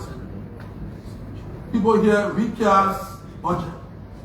Supplementary budget was, we used to occasionally, routinely come to the legislature to bring extra revenue to divide in the billion. It happened before, it can happen again. So that's where we tend to go, with the cooperation of the Senate and all other stakeholders. I think we can reach that. And when that happens, we increase in civil service pay. So my third question. They say the private sector is the driver of the economy. If that is anything to go by, Mr. Witness, what would you do to empower SIN? Do we reconstruct or reactivate the agriculture bank that was before? Do we find ways to make money available through loans to our vendors so that we get our people working in the private sector? You know, government is an enabler of growth.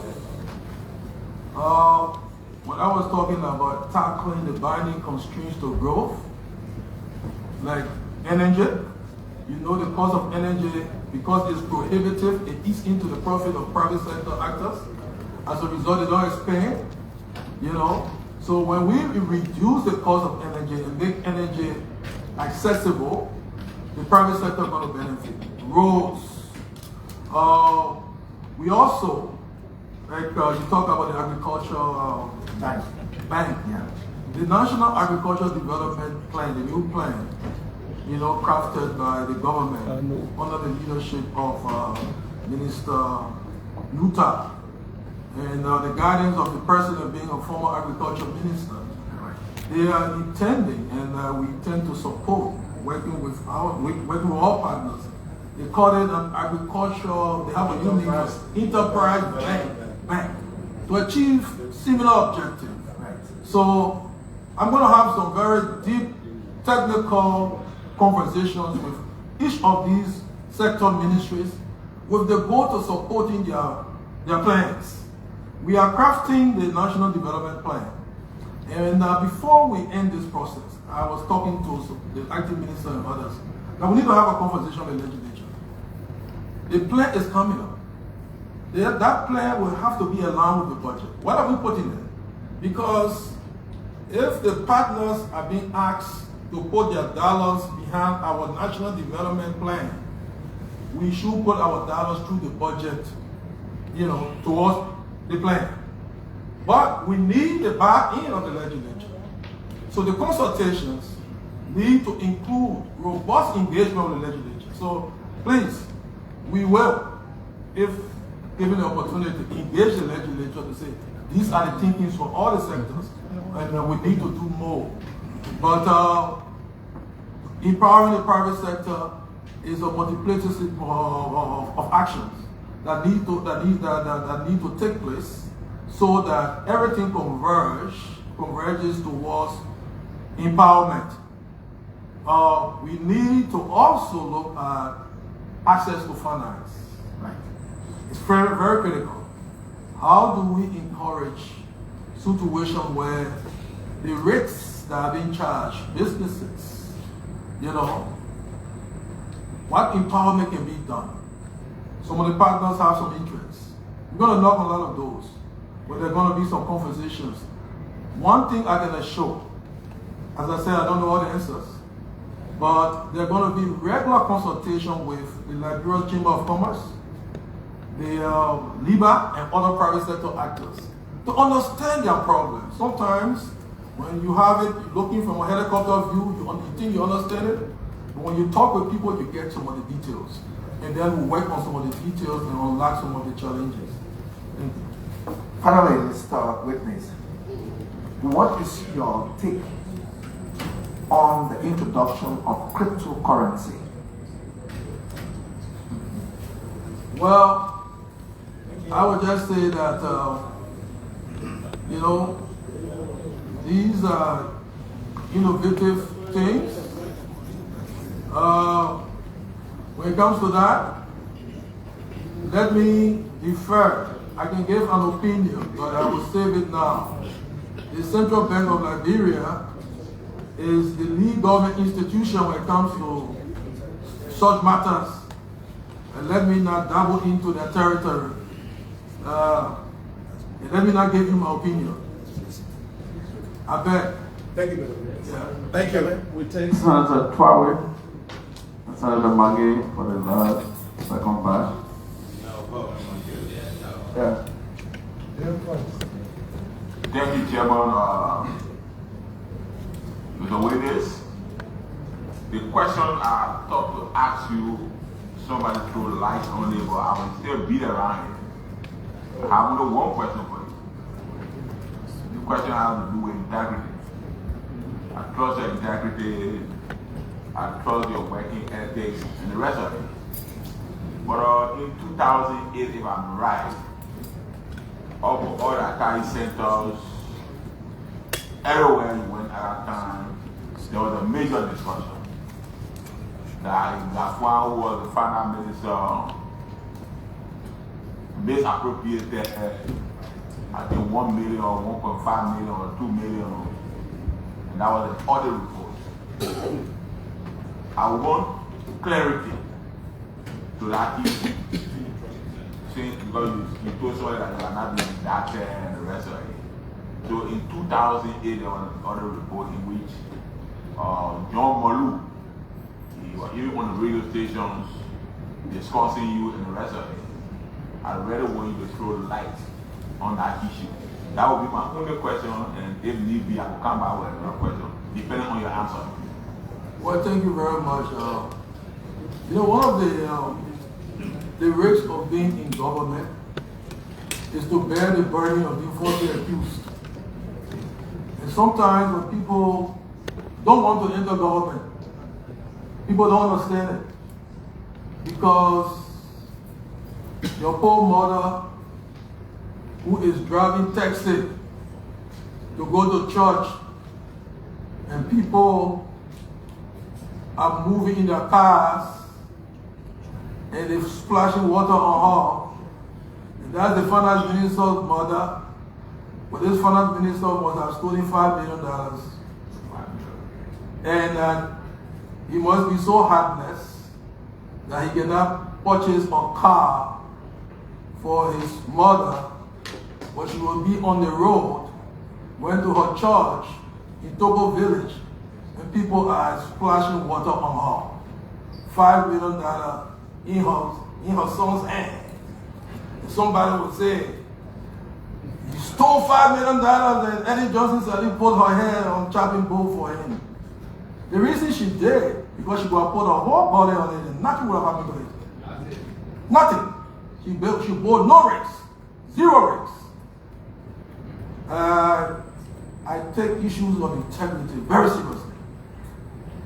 Very seriously. That's why I say we must separate the noise from audit, from the fraud that we discover in audit. Otherwise, fraud, abuse will take cover under the noise. Some of us, you've been victimized, but it's part of being public service. I say public service sometimes translates to public torture. Let me say this. The audit in question was done while I was Minister of Finance. It was done in 2010. It was part of the quote-unquote HIPIC audits. We were doing HIPIC audits as one of the triggers for the $5 billion debt cancellation that we got in 2010. I was leading the effort, asking ministries, agencies to do their part. The GSC needed to do 5 audits. Ministry of Education, I think you were assistant minister there at the time. There was an epic audit of Ministry of Education. The Ministry of Finance had an epic audit of the Ministry of Finance. For the period June 2008 to July 2008 to 2020 or 2007 to June 2010. I became Minister of Finance under the EGS government. Let me say thanks to Madam Salih for giving me the opportunity. On August 22nd, 2008. 1 year after the expiry of the audit period. The audit is done 2010 while I was Minister of Finance. The result comes in the, scientifically. How could I, even if I were a thief, be still at the Ministry of Finance when I was not Minister during the period? As I said to somebody one time to just explain it at a town hall in Minnesota, I think Ledger, who ran in and Ambrose Ma were all with me. I said, if you were born 1980,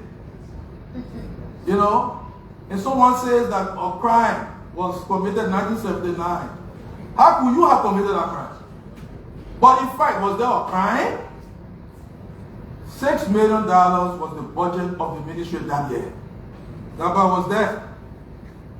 $6 million. Did Minister Syed steal? Excuse me, Daba. Assistant with Daba? $5 million? How did the ministry run whole year? There was no riot. There is one employee of the ministry I saw. He went there, not Konje. He's here. I didn't see it. We never heard him rioting. Oh yeah. But the impression came out. The impression came out. I've suffered it. I've been in court. Oh, he stole $5 million. Adding for him, tapping for him. I've suffered it. You're still suffering. I'm still suffering. But if we mind that, some of the hesitation of coming to public service just because of some of those things. Why should you come? And so, sometimes. But I do not take, I don't come with vitriol. because I know that we were doing capacity building of all government institutions. The GAC too needed capacity. They were at the capacity, bottom, and it had to be built. And the time we're doing audits, what do you expect sometimes? There will be some capacity issues in audits. And so some of the results, the results will reflect the capacity challenges. So I committed to GSC Auditor General Ngafuan that we need to support the GSC. If we don't do it, it's our own collective detriment, and we'll take action. So I hope I've given you some insight. But let me say this: I enjoyed the audit period with my, he's not just a friend, he's like a brother, Honorable John Malu. And let me just say that, we like distant cousins, but we differ professionally. When I was minister, he had continuous audit at the ministry, and we had some back and forth. And I think both of us sharpened each other's, knife better as a result of that. And I need to say, John called me the last time to congratulate me on my appointment. And we talked. He came out, I take the good of people more and forget some excesses, because when you look at them in the totality, they are good, in spite of some of the other issues. Thank you. Mr. Minister, you are very right. You are telling us that the oil conducted by John Moro was 2006 to 2008 July, and you got in August 2008. So how could you have stolen the 5 million when oil conducted covered a period that you were not in? Am I right? Let me clarify that nobody stole any million. Nobody stole any money. Nobody stole. Minister Sai did not steal. It was her error. And that later on, the late Minister Tanu Maolo, peace be to him, arches ended for 2 months. I think just a few days. No, the Minister Sai, Minister Maolo did not steal. Look. What I'm saying, Mr. Minister, what he called stealing. No, John did not. Let me be fair to John. He did not call it stealing. What you call misappropriation? He did not. He said, and that's a technical stuff. Because remember, there was a question here about indictment. I said it depends on how you interpret it. When the auditor comes and says someone should account, they use the word that was used was account for this. What the layman explanation of account is that Joe Blow has stolen. Joe Blow has stolen. But the auditors have a technical explanation for Mr. X or Madam X should account. Meaning that they didn't see documents or they saw, the explanation given to them at that time was not sufficient. But when the accounts are in the press, people are looking for raw meat. They say, Mr. X stole. So they'll be frank. John Malu's GSC did not say that I stole or any other person stole. I think they had some documentation issues, and they said there was an accountability issue. So when they use the word account, it means that they did not see, or those that they interacted with might not have given them sufficient documentation. Let me be fair.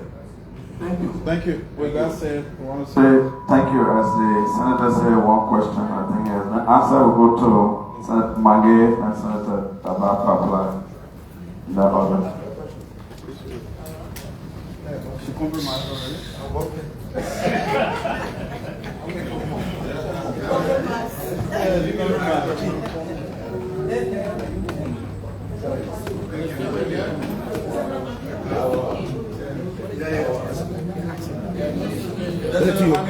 Please.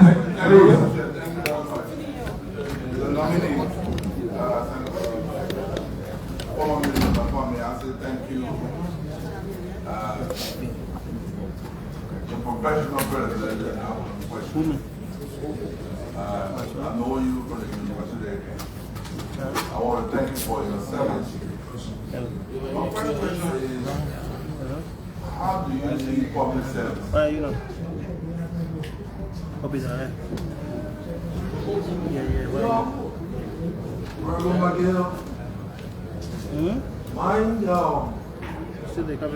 I talked earlier about public service and the public torture. But I still see public service as an honorable mission. I tell you this. I had gone to my village in Lufa, from Vonda, 2012. I was a minister of foreign affairs then, December. And there was a contractor who was building the road, who had not seen me. He came to see me and to say thank you. And what did he come to tell me thank you for? He just said to me, I never knew you. The Ministry of Finance disbursed millions for us to help the government. I didn't know you, and I didn't have to know you. The system worked. That was profound to me. The other time was when I had worked with the late Minister Gonga. Peace be to his ashes. I'm told that he transitioned from mortality to immortality not too long ago. When we increased the salaries of teachers, generally we increased the civil service salary, but for teachers, we decided to put them on a different scale. I think the minimum was 300 or something like that. When the average pay was, I think, 100 at a time or so. And then we had gradations up to 700 because I felt that, and I was supported heavily by President Salih, that if we had to change the country, we must change the classroom. So when the teachers went for their salaries the first month of their pay, some of them felt that the banks had made mistakes. Yes. When the MCSS teachers, when I was leaving the ministry, called me at the Top Meha gym to honor me and to down me. And I asked myself, what did I do? They said, you have to change our lives. So when I talk, and that's what you can get from public service, the appreciation of common people. When we all work, and think about the people in the counties, and through our actions and decisions, their lives are changed, public service is worth it. So there will be accusations, there will be the torture, but in spite of it, let's look at the people. And it is those moments that make it to be worth the while. So that's how I see public service. Public torture, but it can be more than compensated by public appreciation. It would be the right thing. Thank you. Mr. Minister, I'm concerned about the recent development. I saw a memorandum by the acting Minister of Finance along with the CSA director, where the CSA, you just spoke about ordinary people, where the CSA director was given instructions that it should block 6,000 employees' salaries. I'd like to know 6,000. I've been seeing the news. Do you have any knowledge into what nominated have you been briefed regarding the alleged blocking of employees' salaries? Let me give you the peripheral information I got. Whether the information was that there was suspicion that 6,000 persons were ghosts. And that to prove that they are not ghosts, their salaries will be blocked within a period of, I think, 2-3 months, so that if they are not ghosts, they would come to the CSA or show themselves up at appropriate government agencies and register that. But if they are ghosts, I don't think the CSA wanted them to come from the grave. I get the point. The CSA gave you the names of the individuals. I don't know the details, but what I can put forth is that in the implementation of whatever rules or what have you, we need to ensure that no one is unjustly harmed. That should be the principle. That should be the principle. And we work with the CSA to understand why they're doing better. Are you willing to ask the CSA to populate the names of the reason why I think it's not only willing. The reason why I'm asking this question is the last time the CSA director came to the Senate to do a head count, and one employee that the CSA director declared to be a ghost was the Secretary of the Senate. I'd like to know whether the CSA director has given the names of the individual whose salary he wants to block. Whether the names of the individual have been given. Well, I think they have, I don't know the detail, but I think those names have been communicated with the agencies. But let's get the facts. The CSA and the Ministry of Finance work in tandem on many things. So our engagement with the CSA, we have to be robust to make sure that no matter what we do, we are doing it fairly, equitably. That I can commit to.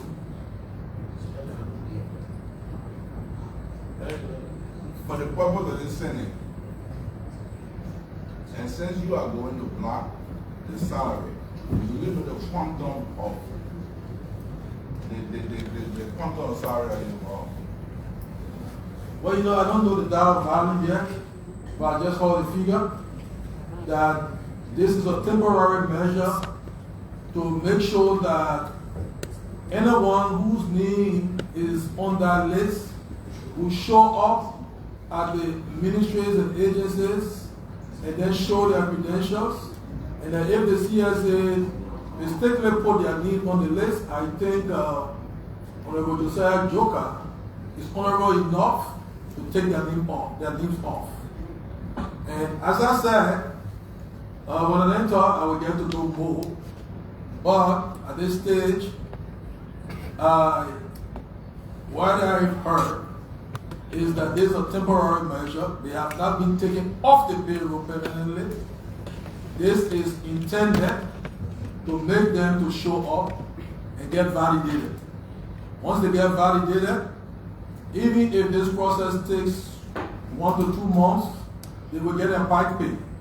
So I will have to follow up to make sure that what was professed by the CSA, is what will be done, and nobody is unjustly harmed. The other issue I would like to address, I'm writing a letter to the Senate. The Senate, you'll be a new minister, I'm quite sure. The issue of guarantee, death guarantee.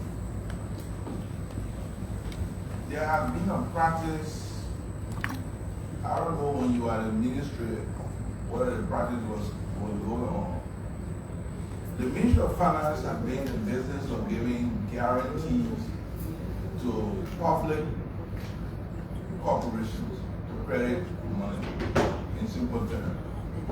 Are you aware that the Constitution prohibits the Ministry of Finance from unilaterally giving government guarantees to public corporations or to government agencies? Well, as I said, we need to approach debt management with prudence. Article 34D73. Yeah. We need to approach debt management with prudence and discipline.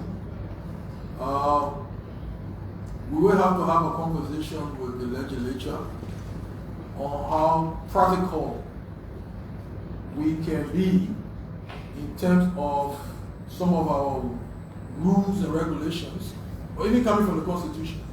Sometimes the legislature can look at the fact that, like, the legislature has just been called and thanks to you for coming for this extraordinary session. You should have come in October. We left, I think, in July. In the interim period, there could be an SOE that needs to take some facility to tide over the problem. What happens in the interim period?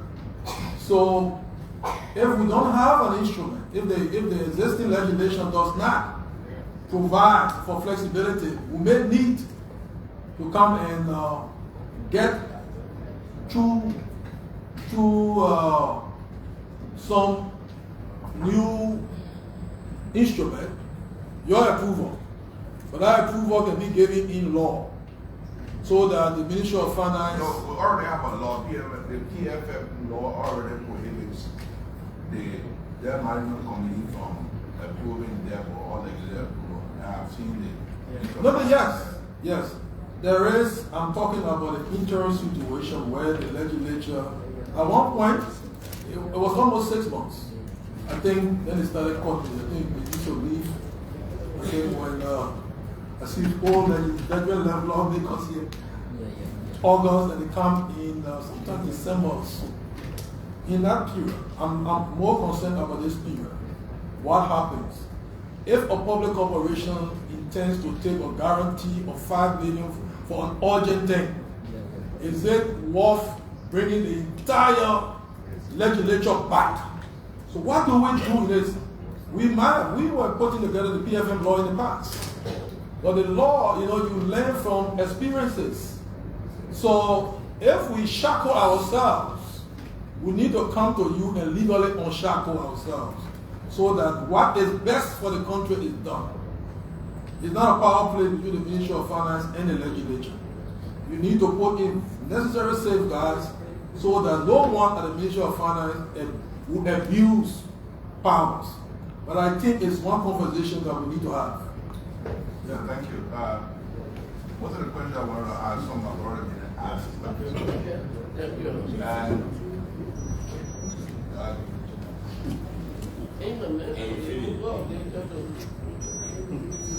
You were budget director before. I just need some clarification from you. Currently, there's a debate about the alteration of the budget. And the reason why I'm asking is, who has the power to appropriate? So the Ministry of Finance or the budget director has the power to reappropriate or to realign the budget at the sectoral level when already the legislature taking some action. Was there a practice before when you were director of budget? There is no debate as to who has the power to appropriate. That is the exclusive reserve of the Honorable Legislature. And that, I think it's 103 persons voted to regular elections. So that's the power. No budget director or Minister of Finance shares that power. But I was talking about the technical issue. Okay. Sectoral appropriation by the legislature intended for Mr. B in operationalizing the intention of the legislature, and if the Ministry of Finance finds out that this august body might have not put this intention in the right sector to operationalize the intention of the legislature, the Ministry of Finance will put it in the right sector, in the right sector, so that it gets a budget code for execution. Some people could interpret it as alteration, shifting, but you should look at the grand intent. Was it done to change the legislative intent? If the legislative intent, because there is an end user intended, if the end user changes, there is an issue. But if the sector changes, there's no issue. Because the sectoral thing, all legislators are not expected to go to school or the university to learn all those technical. I'm myself, as former budget director, every time they change some of the sectors and the institutions, I'm catching up on the new codes. So they are bringing me up to speed. Honorable Myers is an old budget expert. He's giving me, I'm going through some warm-up exercises. So to us, my last question. Your predecessor during the last administration, there was always this idea of trying to give financing to rural women. I mean, most of our poor market people are going to try to do small business. Is there any intention by your ministry to continue that process? Well, I think there are a lot of initiatives being led by the Ministry of Commerce for empowerment of SMEs. And some of the partners are also supporting some of these initiatives. So there is no argument about intention to support. It's not just women organizations, but small, medium enterprises. To the extent that we as a government can incentivize them, I don't think it's a bad idea. But if we can get some partners to support, I don't think it's a bad idea. The intention is solid. It's not just for women, but people that at that level that need some leg up from government, through government budget support.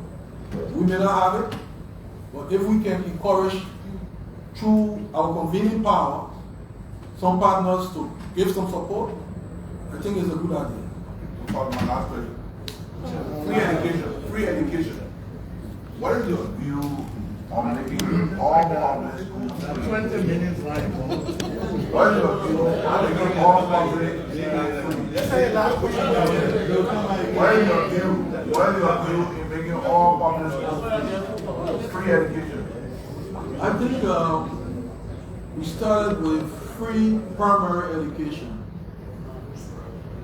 under the government of Madam Ellen Johnson Sirleaf. And that if you start at the primary level, you can scale it up. When I was Budget Director, Minister of Finance, we took some actions. There was free education at the medical school, started by that government, and free education at Teachers College. I think we may have one beneficiary of that here. You know? So it's whatever, I mean, that has to be the way based on the budget situation. But I don't think it is generally a bad idea. But you must also make sure that as you are making it free, quote unquote, you are making it free with quality. Funding some of the other things that make education sound. If they need laboratories, you have to fund that. The teachers should not suffer because we are saying students can enter free. And because of that, we are not paying teachers. So it's a whole package. So when we take one, we should make sure that the one step we are taking is being supported by complementary steps so that the learning environment is conducive and is producing quality. Thank you. Thank you, Senator Mange. We'll take Senator Tabafabla quickly. Even though it was referenced. Thank you very much, Mr. Chairman and distinguished colleagues. I want to appreciate the President for the decision to bring back Minister Ngafuan, who is no stranger in the management of the Ministry of Finance. I want to congratulate you, Honorable Ngafuan, You said you left a well-paid job, a job that you were in based on your professional qualification, a job that they didn't require somebody down the market or on Broad Street to denigrate you. To come back to Liberia to serve as a way of giving back. In my opinion, it's beyond giving back. You have again demonstrated love for country. And I must congratulate you. My colleagues have asked many of the questions I would have loved to ask. But there's a concern in some corners. Sometimes when we are having discussion, let me say I'm happy that the development planning has started. In the past, I think before 2012, 2013, there was a Ministry of Planning that was specifically looking at development planning. When we were in the fence at the university, there was a saying there, essentially around tests, that you fail to plan, you plan to fail.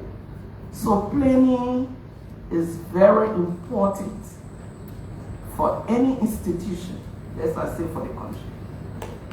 Since the merger of the Ministry of Planning to the Ministry of Finance, now Ministry of Finance and Development, there have not been too much of elevation in the planning side, and people are concerned that maybe the enormous fiscal management responsibility is overshadowing that very important part. When we served at the Ministry of Finance, it was only the Ministry of Finance. And I don't want to discredit the policymakers that thought that it was right at the time, but having gone for some years, what is your view on that issue as to whether we should remain as Ministry of Finance and Development, or there's a need to sever so that the planning needs of this country can really be looked at? Because every time as leaders we come up with these ad hoc activities with the intention of addressing development needs, we're going to be temporary. But if we have a roadmap that we can follow, that someone is there watching, then we can have a development that can stay even after administration change over time. So I just wanted to solicit your view on that. Thank you. Thank you very much for that insightful question. You know, these things go like a pendulum. When we were at the Ministry of Finance, the Revenue Department was part of the Ministry of Finance. We never had an LRA. It was our responsibility to raise the revenue. The Revenue Department was a department under the Ministry of Finance. So the Minister of Finance would be the one to talk about revenue, and the Senate was Honorable President Ngafuan, who engaged me and revenue, the Deputy for Revenue, Honorable Frida Stewart Tamba, until we carved it up. That came from a study as to what we do. The carving up of the Revenue Department from the Ministry of Finance and the merger of the quote-unquote Ministry of Planning under the Ministry of Finance came from a study. In most countries, that is the development, that's the model, where you have a Ministry of Finance and Planning. Even in Uganda, where I come, we call it MOFPEP, Ministry of Finance and Economic Planning. So that dominates. Other countries have a separate, planning authority. So in Ghana, I think almost the same. Has it worked for us or not? What I propose is being the thing was 2014. Whatever step we take shouldn't come from us sitting down and say, I think it shouldn't be this way. Let's study it again. Let's debate it again.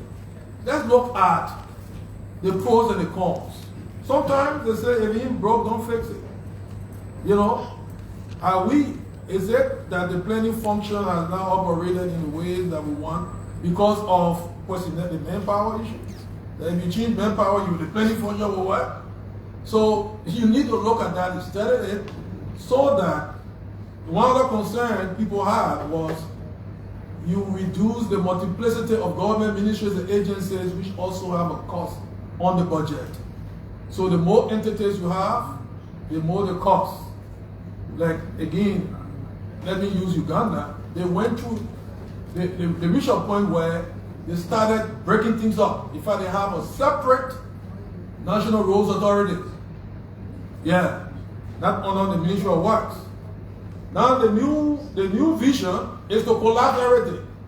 So somebody was joking that when consultants get broke, they bring a new idea.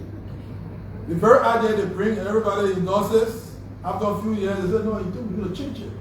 So who's going to be hired? You know, in that change thing, the same group of consultants.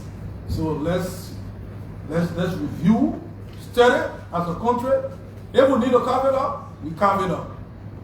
If we need to take some other actions to enhance the planning function without breaking it up, we shouldn't do it.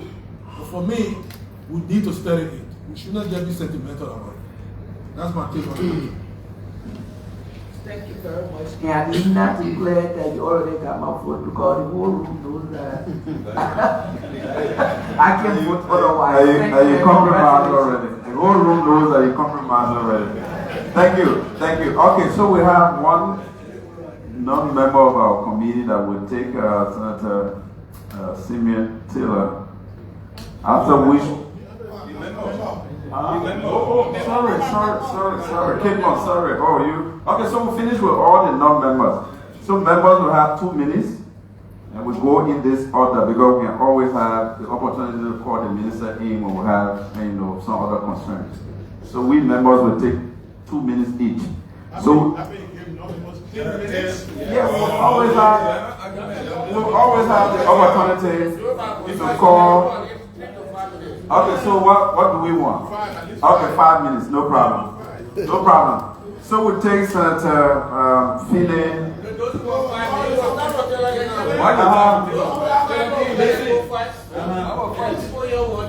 Okay, they can stay. Okay, so Senator Brown, Senator Kpehe, and Senator Devon Smith, and Senator Otto Kane in that order. We can put one. Yes, Senator Brown. Okay, Senator Kpehe, Senator Brown, Senator Smith, and Senator Kane in that order. 4. After me, right? No, you stay behind. You stay behind. After you are done, sorry.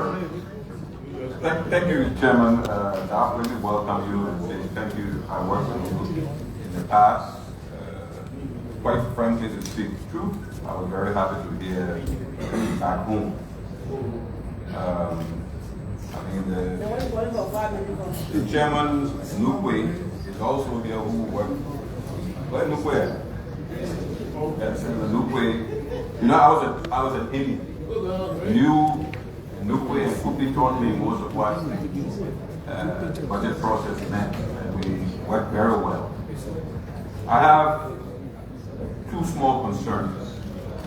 Well, I'll say 3. The first one has to do with, is the Ministry of Finance supposed to be in the business of cheating the employees of government in their pay? What I'm trying to say, I'm just explaining. This month I get $200. My pay is $200 after tax. Not the Liberian company, the US dollar company. Next month I see my account, I get $198. The following month I get $195. Is that fair to the employees that is supposed to receive $200 every month? And it's continuing. This is a process that just continues. So, that one issue I want you to please address. I know you will fix it. And in fact, you don't even have to answer. I just basically bring it to your attention so that you can fix it. The other issue that I have has to do with the domestic debt. What is the domestic debt now in Liberia? $1.something billion. One of that $1.something billion, $400 million is for it's on your debt book for central bank. The National Bank will go in the central bank. And you still capture that $400 million as domestic debt. Can we pay that $400 million? Something that you probably need to start to think about. I wish we had put it in the head when we all worked together. It should have been part of debt relief. So we didn't capture it. So it's another issue. So technically, what is the domestic debt right now? I think a lot of people is wanting to agree. But my major concern, and where I think I need to get some clarity from you, is on the budget process when they are codifying or making the budget operational. You see, the intent of the legislature put $5 million for the Ministry of Agriculture, but it's to support agricultural program for youth. And when it gets to the Ministry of Finance says, oh no, it has to be for vocational training, so we send it to youth and sports. How do you know at Ministry of Finance what the intent of the legislature was? So when I see that, and I pick it up and I say, but no, it's shifting. Ministry of Finance do not have the authority to move that money from agriculture to youth and sports. And you have a leadership sitting, whether we're on recess or not. And we used to do that all the time. But this is the problem that we're having. You get up, you do it, oh, the legislature on recess, there's no leadership. Yeah, we still have leadership. We have the speaker, we have the pro tem. And in some cases, I think we even put in the law where you have to, in the event the legislature on recess, the chairpersons of the 2 minute committees, what if we have any major crisis on the budget. So I think the more concern that I have is not so much you answering the question, you're experiencing it, and we have worked together, we know where we come from. But I think when in your explanation, where you try to say, the intent, and that's where I want the ministry to understand. Do not interpret the intent of the legislature. And I think knowing you, I think you will come back and say, look, we believe, where is this supposed to really go? This thing isn't proper. So those are my concerns. I don't think I need an answer from you on any of it. No, I don't need an answer from you. Just to yeah, so, yeah. Well, definitely, the reality you explained concerning the month-to-month reduction in the US dollar component, we'll definitely review and take action. Concerning intent, you're right. It goes to a ministry, but it's a different thing because each ministry has programs. What I can assure is that consultation with the legislature will be constant. If there's confusion about intent, it will be clarified through consultation. You know that in my past engagement, in critical periods, I was practically living in the legislature. And that will be done again. Yeah. That's why I say, Mr. Chairman, I didn't want you to answer because I know he will do that. So thank you, Mr. Chairman, and thank you for coming. Look forward to working with you starting. Why me? I'm not giving out a speech. Oh, we're not finished talking? You said 3 minutes. Not because you know I will vote, but the answer you want to start.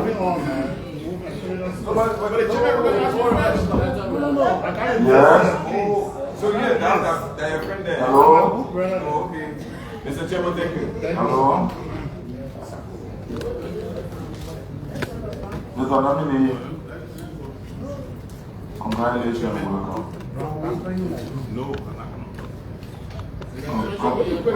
Congratulations and welcome. Thank you very much. I have only two concerns.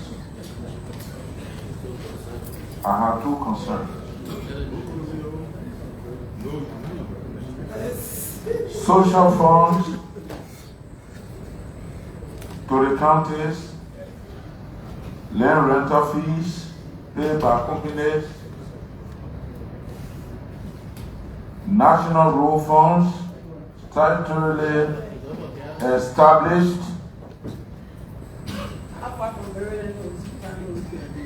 These three fundings, there has been this debate that to protect them, to secure them, government, Ministry of Finance should get them out of the consolidated funds account.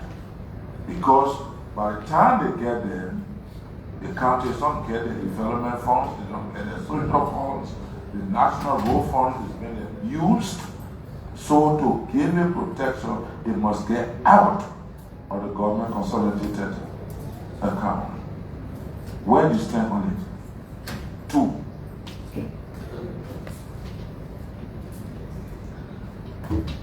From 2005, we agreed Liberia was graduating from civil unrest, destruction, insecurity, and so to encourage investors to the country, we made a lot of concessions that hurting the country today.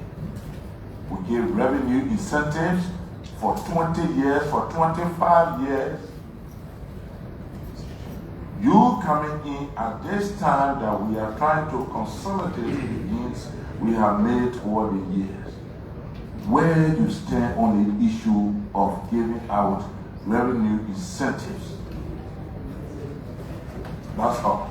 Okay, thank you very much. Honorable Senator, we had a situation where social development funds, and at the time we crafted something called a County Development Fund, CDF, very popular. And all those funds that counties were entitled to, those counties got those funds annually. And for me, we were not, it happened not because those that made it happen were magicians. And the thing I can assure is that we have to go back to it and make sure that it happens. There are issues about direct support to counties when those counties, their financial architecture and systems are still being put together. But the decentralization plan that is being rolled out is talking about devolution, decentralization, whereby counties are giving the resources for their own development. We are going there.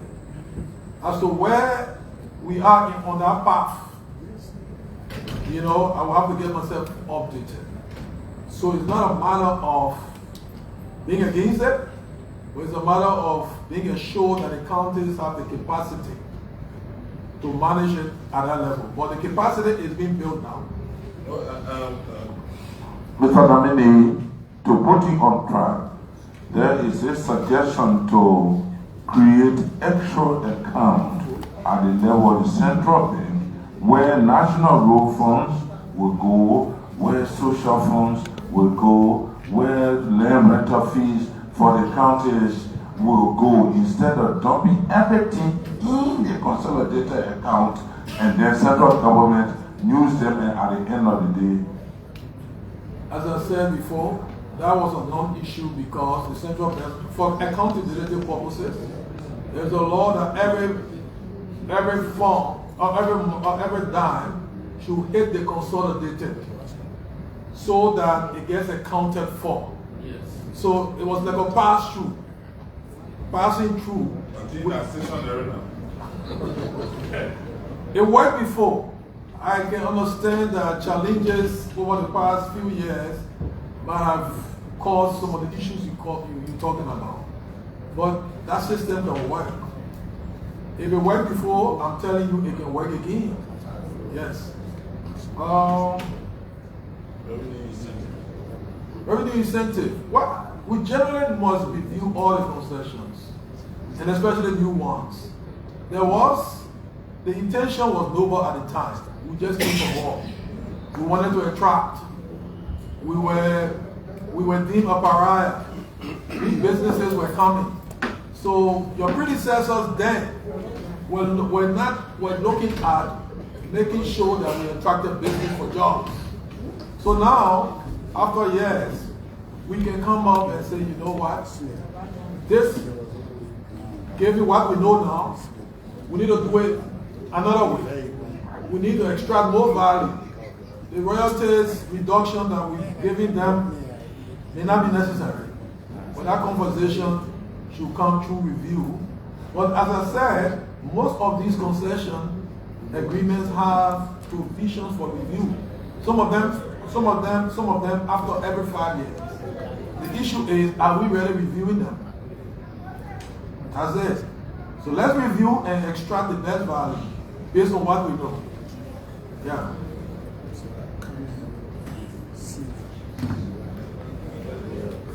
Okay. Yeah, true? Okay, so Senator, can I? Senator Simeon. Senator Jala. Yeah, in that order, Senator. Can I Senator Simeon, Senator Jala? Are you opposed?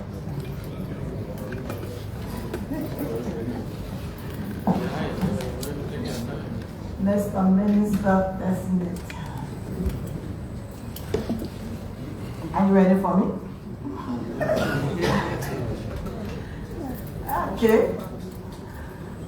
I want to ask this question because it has been piquing my imagination. The past government did place in the budget to support rural women in the Republic of Liberia. We saw the funding in the budget, which was about $2 million United States dollars. But till now, we are not getting no redress on that. So, if we confirm as the Minister of Finance and Development Planning, what are you going to do differently to bring back the women's support in the budget?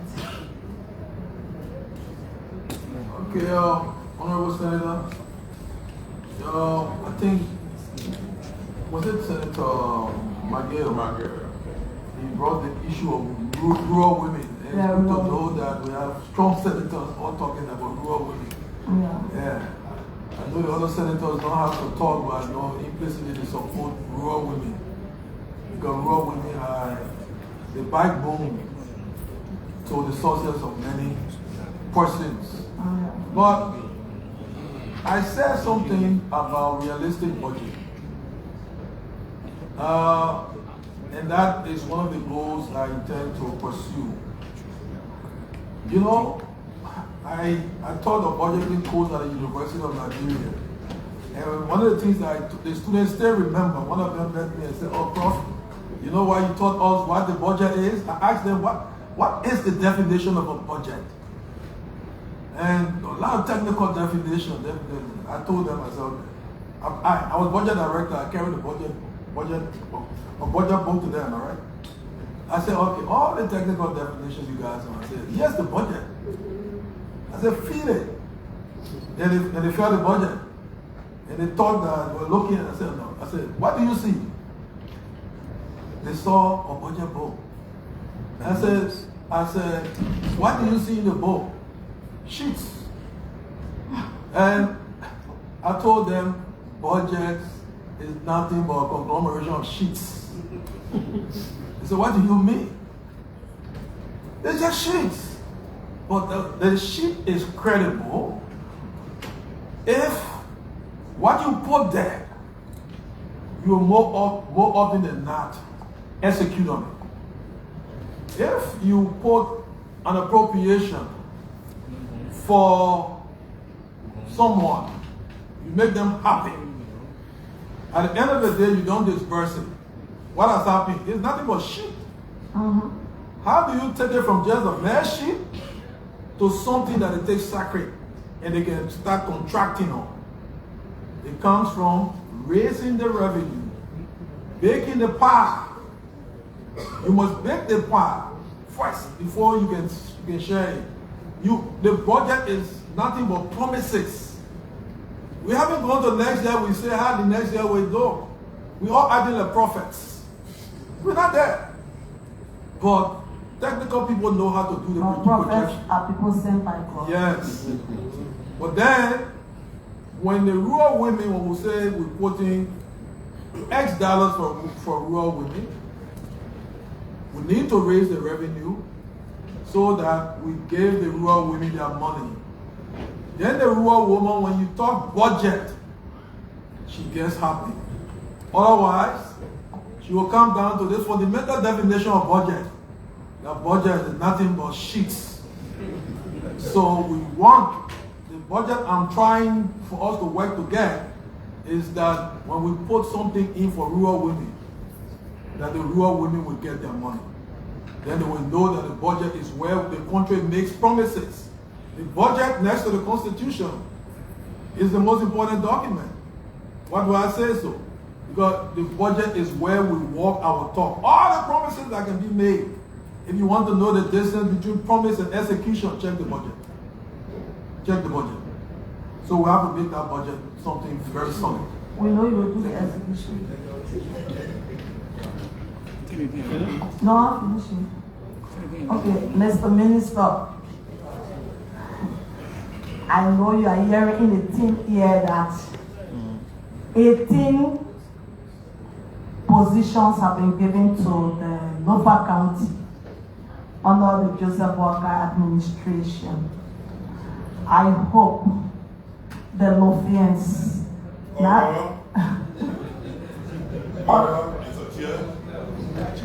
What's the order? I'm constrained to call the distinguished senator from the great county of Bakuru to order because the question is completely going the way of outside of the function of the Minister of Finance Designate. But she did not complete her statement. So you want to allow her to complete her statement?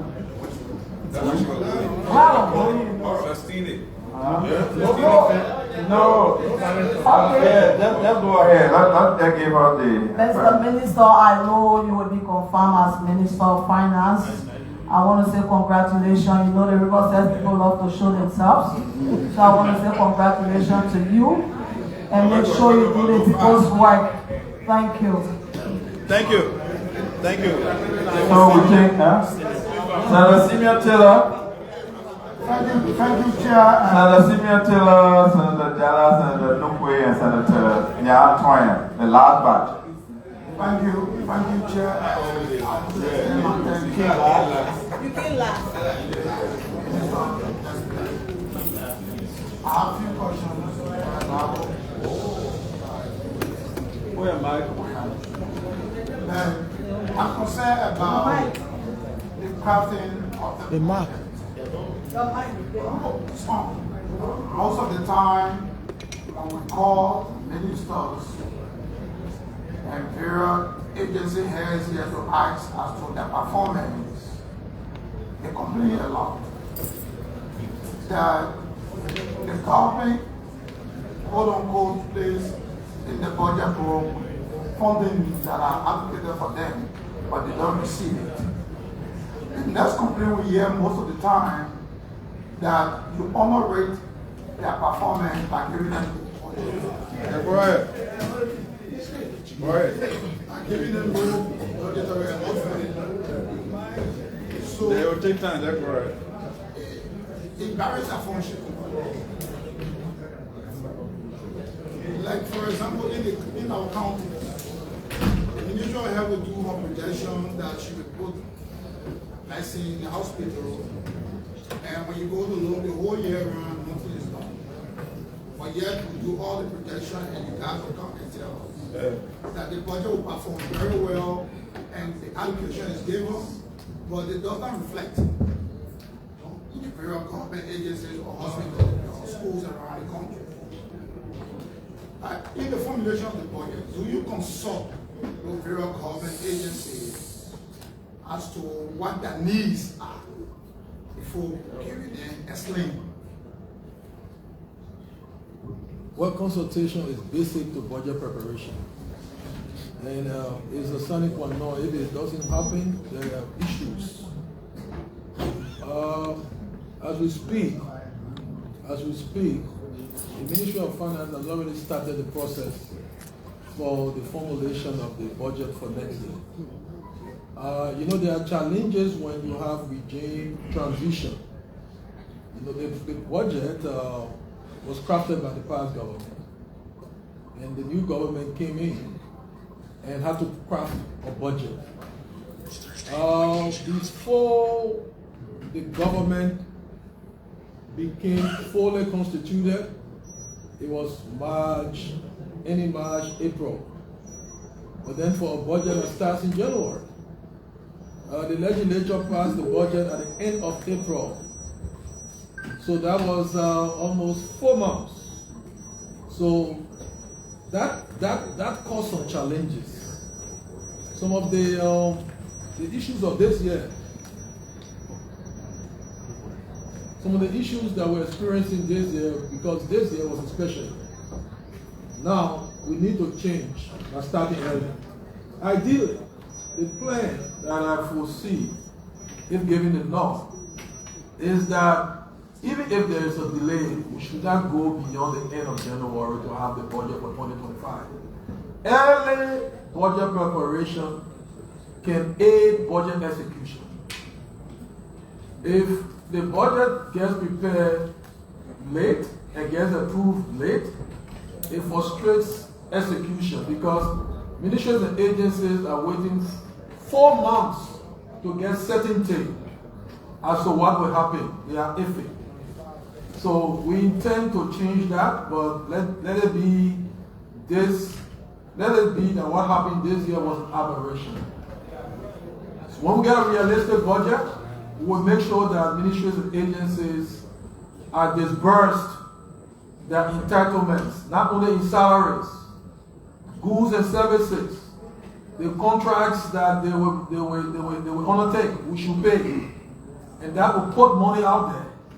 And then the circular flow will help the private sector, there will be expansion. So when I talk about timeliness and credibility and predictability, those are some of the things because they all converge to have a positive multiplier effect on the economy. Thank you. The next question has to do with when you were finance minister, all of us thought that we have built the middle class to relieve burden on government. Everyone will shift to government for work because the middle class has not been created. If it was ever created, then it is not in the hands of the people. If you went to the bank to loan money, you realize that there is a huge huge interest rate. The bank will tell you 12% when you go loan is 20% interest. You start paying from the very moment you take the loan. How can we create a middle class when Liberians are not prioritized? You don't have access to loan. When you take money from the bank, you pay immediately. And there are a lot of disadvantages, even in Liberia, businesses being power and the rest of it. And that's why everybody pulling to government for job. What is your invitation to help create the middle class? Strong and vibrant middle class.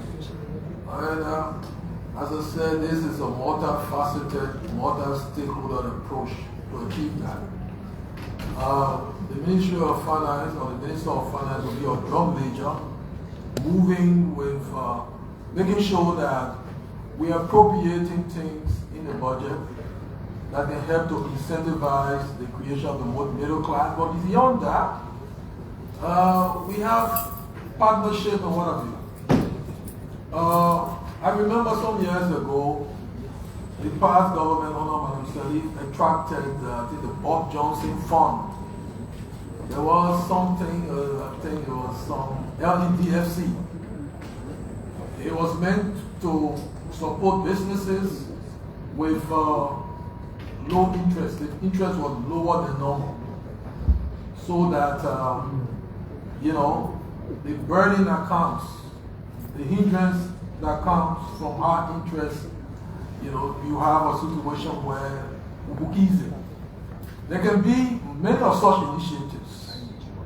Also, we must train people such that those that get those kinds of funds can succeed and pay back the money. Because otherwise, people get very afraid to put money in such initiatives.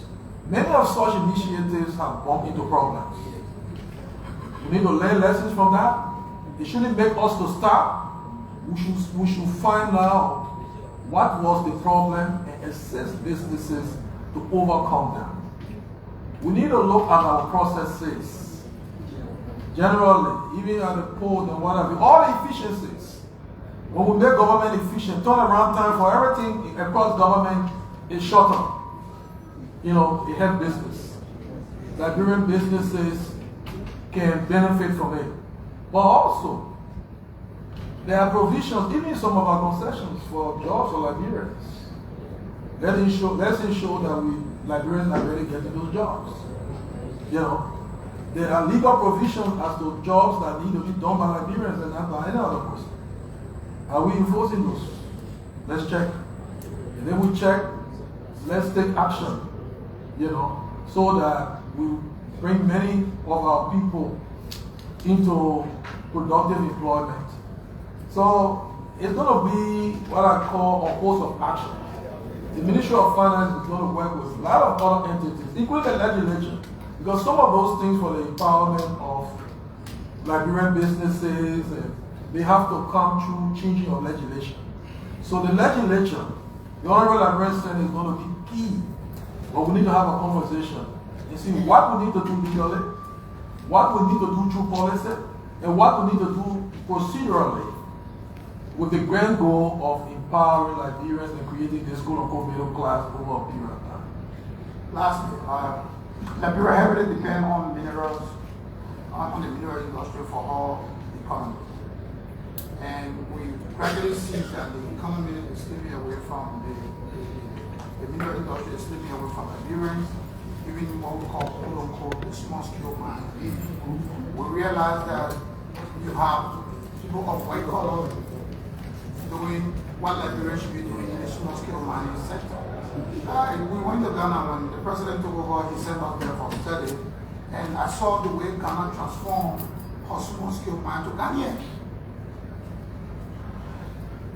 In Ghana, the Ministry of Finance created what we call the Mineral Income Investment Fund, where the funds that come from mineral will be placed in a escrow account to help train Ghanaians, train them, empower them, train them how to do businesses. Most of the time we complain that Liberians are not good at business, but we do not take time to put money in training them and telling them how to do it. But we learn to complain that they are not doing the right thing. And so we will never create a middle class when we continue to complain and we don't have solution, or we don't offer the solution. So funds that come from mineral every year, if we just take maybe 25 or 15% of that fund to help empower Liberians in the small-scale mining sector. Since Liberia is endowed with minerals, I think it can help to create a middle class, and nobody will want to come here to work for $300, $200, and $150. We shouldn't allow minerals that are mined by Liberians, ordinary Liberians by shop, to be purchased by people who are not Liberians. So that could be, and it can be done when the finance ministry allocate funding that will be exclusively for Liberians. And it also help to improve your efforts, where you open an account at the central bank, Liberians buy the minerals, where they say all the money comes directly to the central bank, it helps to improve your FX and strengthen your economy. I hope you'll be thinking about that. I mean, we can work together on that to ensure that we help to create a middle class. If nothing is done on President Parker regime, it's on national. Thank you. Honorable Senator, if you were here when I was reading my opening presentation, I talked about unlocking the potentials of certain sectors, including the mineral and mining sector. We need to understand what is happening better and take action. I reported that last year, one of the drivers of growth was mining. But then, mining royalties as a government fell by 38%. What explains that? Some of you are almost like experts now in this sector. I'm going to work with my colleague, Minister Kpehe, and other relevant people. You chair this committee, and let's take a deep dive. Let's agree on what we can do. And some of the actions we need to take, we may want to change laws. Some of the actions will be what we do procedurally, we just change how we do business. But the grand goal has to be that when we meet in another forum, based on what you know and what I know, we should say we are taking actions that the small artisanal people are benefiting. Government is raising revenue, that things are better than before. But we're going to engage you, Mr. Kpehe and others. You all know all those that are relevant in the sector. Let's have a conversation.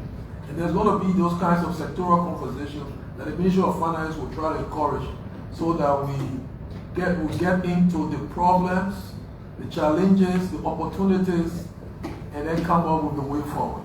Thank you. Thank you, sir. So we take Senator Nukwe, Senator Chala.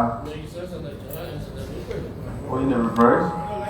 Okay, so Senator Chala. No, go ahead. Senator Chala, Senator Nukwe, and Senator Twine. Part of my question because my eloquent and distinguished Use the mic. Working now. Thank you, Mr. Nominee. First of all, let me congratulate you on your preferment by the President, our distinguished uncle, for preparing you for this important position, given your background, history, and work at hand. You spoke very eloquently to the issue of debt management, be it domestic or external. And one question I have, even if you have answered this question, I want to bring it back because it has been brought to some of us attention by domestic debt or victims, especially one businessman. He has complained that since 12 or 15 years ago, Mother Ellen Johnson Salid administration, the government owes him or his businesses 23 million US dollars. So, and he has even written to the Minister of Finance recently because there was a promise to start paying some of his debt by July, and that was skipped. So I would appreciate if we can look into that and find out how can the government own of one business house or businesses under one management 23 million US dollars. Whether that is fair or proper. But whatever the finance minister can do at this time, especially during our watch, if something can be done about it, it will really be good. That's my concern. And I want to congratulate you for the preferment. There's no doubt, and I have none in my mind, that we will equal the tax. Congratulations. Thank you. So the Minister will take note on that and look up the issues. I'll forward the letter to you if they don't show to you. I have the copy on my phone. Senator Nukwe has the floor. Thank you, Mr. Chairman. Mr. Nominee, let me say congratulations for the preferment for the position of Minister of Finance Designate. amongst all of us in the room, I'm convinced that I walk the academic and both the academic leadership journey of our country with you for about 38 years now. So I'm quite aware who you are and what you bring to the table. I was very, very impressed with your presentation, and by the time you concluded, and I indicated that from all of the hearings I participated in, your presentation was the best. And then another colleague said, the main qualification is not in dispute. Yes, but everybody is aware that you are qualified. Your presentation here overshadowed many other presentations, if not all, that have been made here. You clearly articulated and addressed one key issue that I have been following and asking questions on. And that issue has to do with the finalization and publication of the agenda for development, quote unquote, the arrest agenda. In this country, one major drawback we have is that we don't do things according to plan. We plan as we go along. And that's why many instances we fail, many institutions, many leaders fail. But I'm happy that you have come on board and you have made a commitment that you're going to work with other stakeholders to finalize and publish the arrest agenda by November, if I'm correct. I take great interest in that because I'm quite sure that this will help to guide the development drive of our country. And I want you to put your all into it and make sure that that is achieved. Not only that, we need to have a national development agenda, but we also need to do that at the county level. You quite recall during President Salim's first term when we all worked together, every county had county development agenda for 5 years. But during the first term, when all of the conversations were held, and then after the Ministry of Planning was merged into the Ministry of Finance, we start planning. Besides the first plan, county development plan that was derived under President Salim, we have never had. Even in our second term, after that 5 years, and even during our second term, even after all, we have not had planning at the county level. These counties will not develop if we don't have a development format. Just as we want to develop nationally on the basis of national development agenda, at the county level we need to have county development agenda. And I want to admit to you here that in Maigiri, the county development plan, the county development agenda really helped us. We were able to build the county administrative building, commissioner compound, the Dwazon market, and many other development projects were all taken on account of what was incorporated in the county development agenda. So I want to encourage you to work with other stakeholders and to also take into consideration the issue of detaching the planning component of the Ministry of Finance for the Ministry of Finance and Development. We have been having this conversation at some point in time. Senator Twain and I and Senator Kpehe even preliminarily had a conversation. And I also spoke to Deputy Minister Tupu, and he also marketed the idea that what we need is a planning commission. We don't necessarily need a ministry, but we need a planning commission that will be fully dedicated to development planning of the country, not only at the national level, both at the county, district, and community levels. We need to do that. Besides that, you talk about paved roads, and I also take great interest in this, because over time, what we've been doing If you take into consideration the road to go far where you come from, the road to the southeast,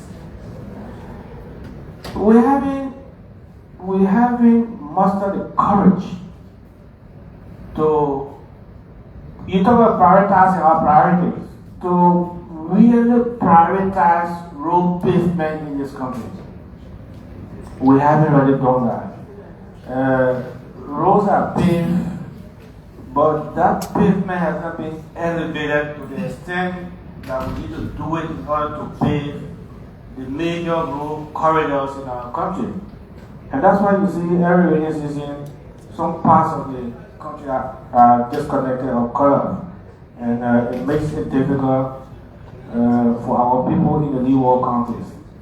So I'd like to propose to you, I'm not asking questions, I'm only bringing these issues to your attention so that as you go along, we have a conversation as a way of making my contribution to the success of the leadership.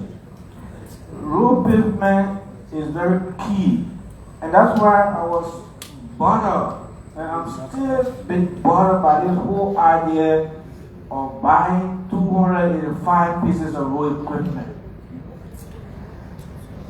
Two things. Firstly, will government be in a position to effectively manage and maintain these pieces of equipment? I don't think we have that capacity. Besides the capacity, I don't think the commitment will be there. The sincerity will not be there in the public sector as compared to the private sector. And I asked myself, do we need 285 pieces of road equipment to open up the country? And I gave my own answer. I said, no. Recently, when the government came to power, the government decided to open the road corridor. The government didn't have to bring road equipment to open the road corridors that were open. All you needed to do, or what we need to do, is to be committed to using the road fund money to do road works in our country. And the government clearly demonstrated that in a very short space of time. So and besides that, the other troubling aspect about it is that for many years now, you had with the government, with the support of our partners, decided to grow the private sector. As you rightly said, the private sector is the engine of growth. There are many Liberians and many major businesses that have invested heavily in the road equipment. They are mobilized in our country. Why can we continue to concentrate the growth and development of the private sector rather than try to undercut them by bringing 285 pieces of road equipment? So the fact that you are here, I'd like for you to look in that direction and maybe appropriately have conversation with the president. The other issue is that which I talked about paving road. We talked about also that which has to do with growing the budget. Is it possible for us to say, out of $700 or $800 million budget, can we, besides the road fund of maybe $25 million, can we source additional $25 million or maybe $50 million from the budget and commit that money to road pavement? That every year we'll look in the budget and set aside $50 million to pave roads in our country.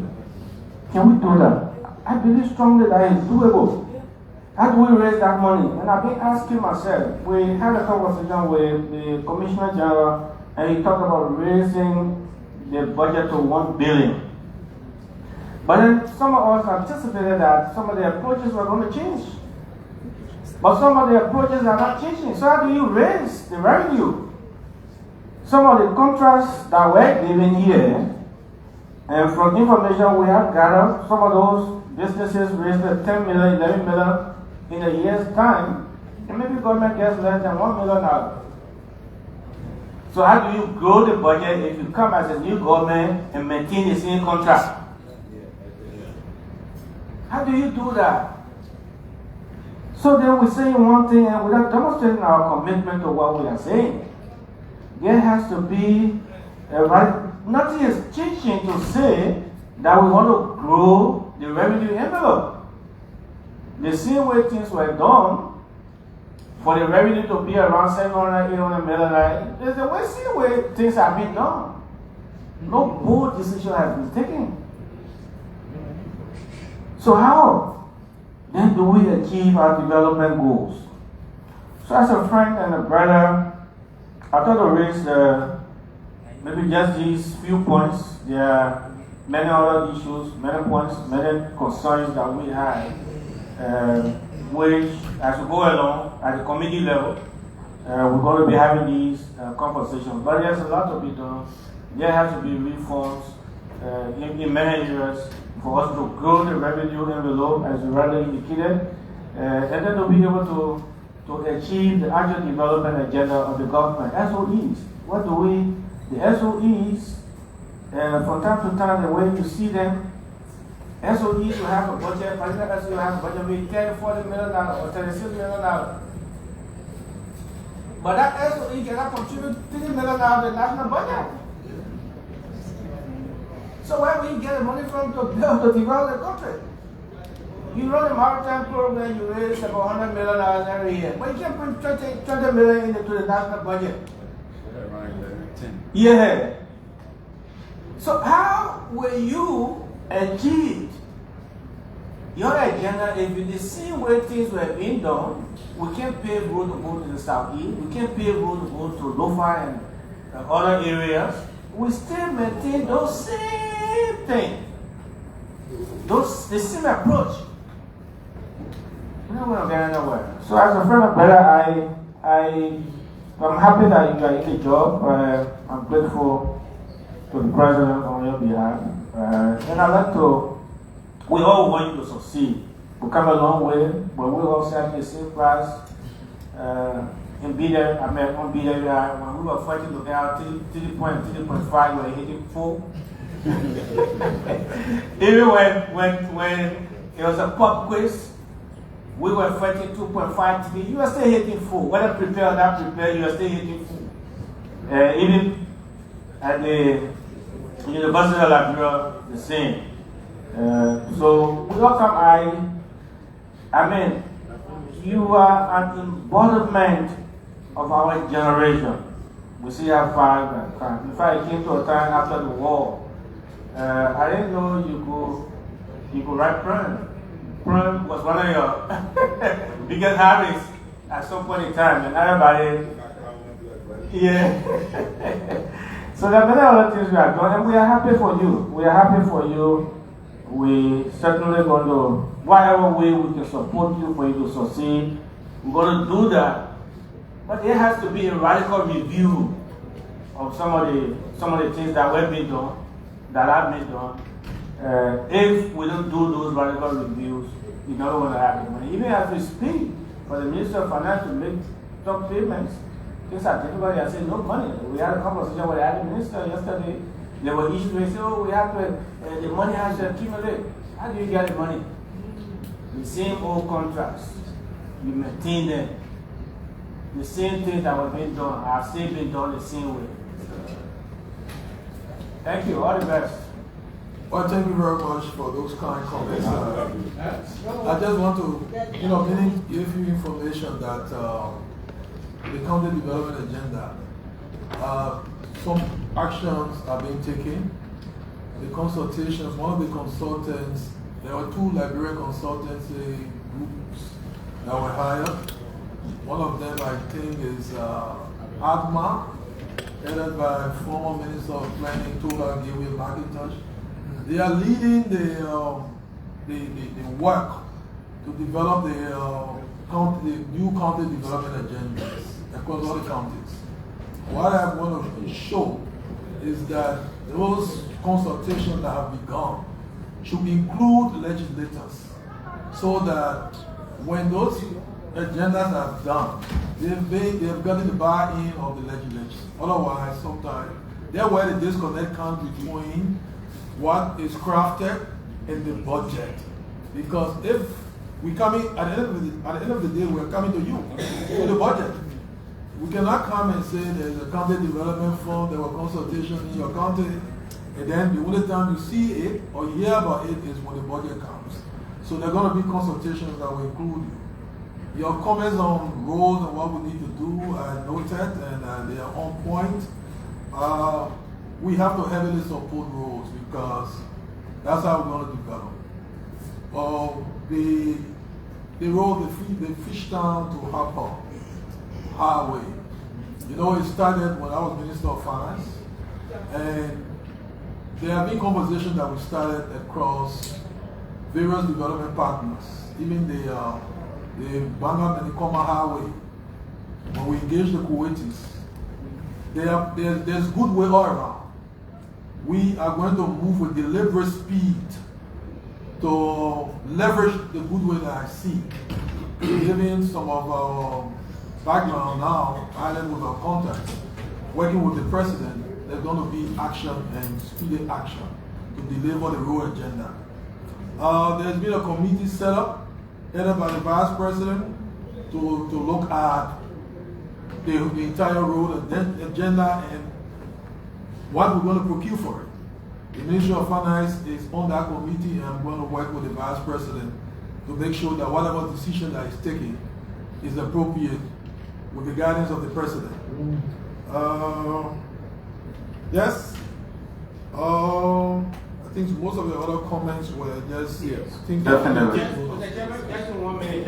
Let me just say something in 1 minute. So, just in 1 minute, I like for you in crafting the next budget, donors' contribution to our development programs.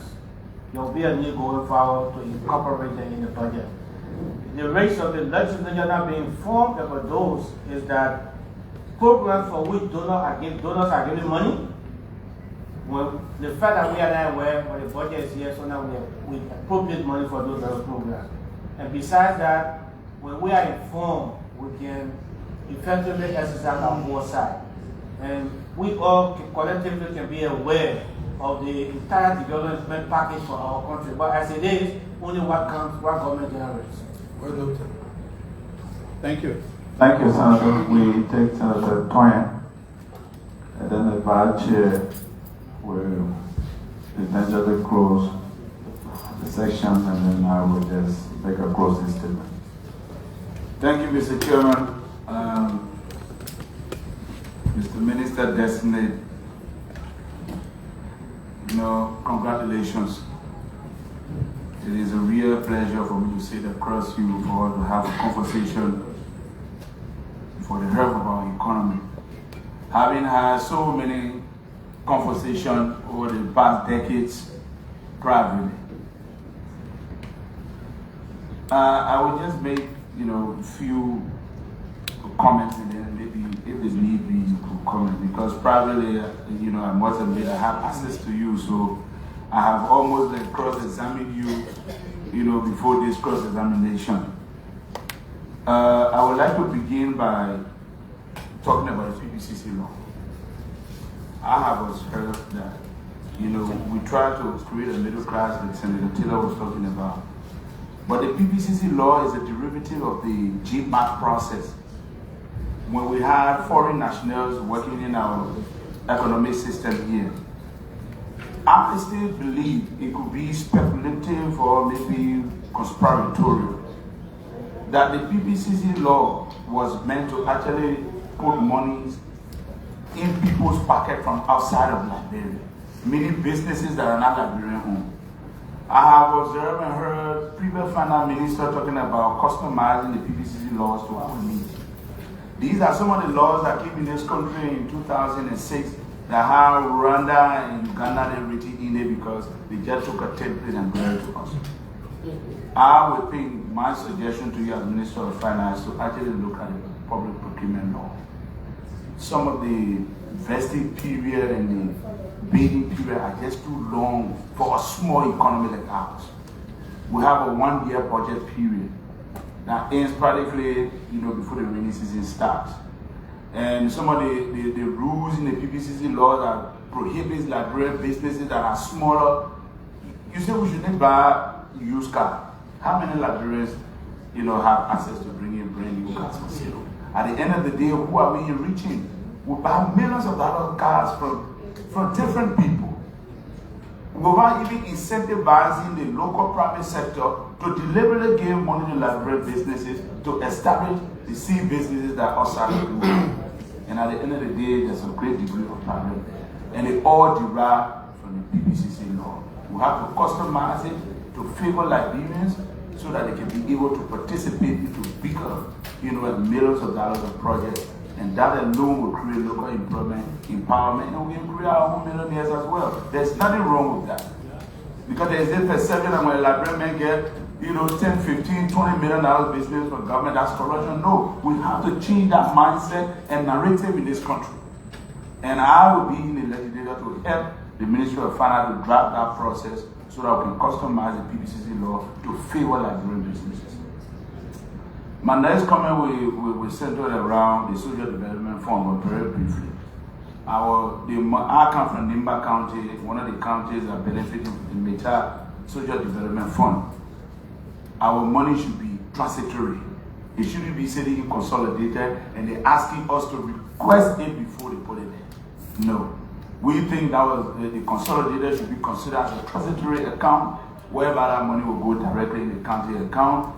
And then we now have a newly established what they call the county council. They are the ones making development, priorities now instead of legislators.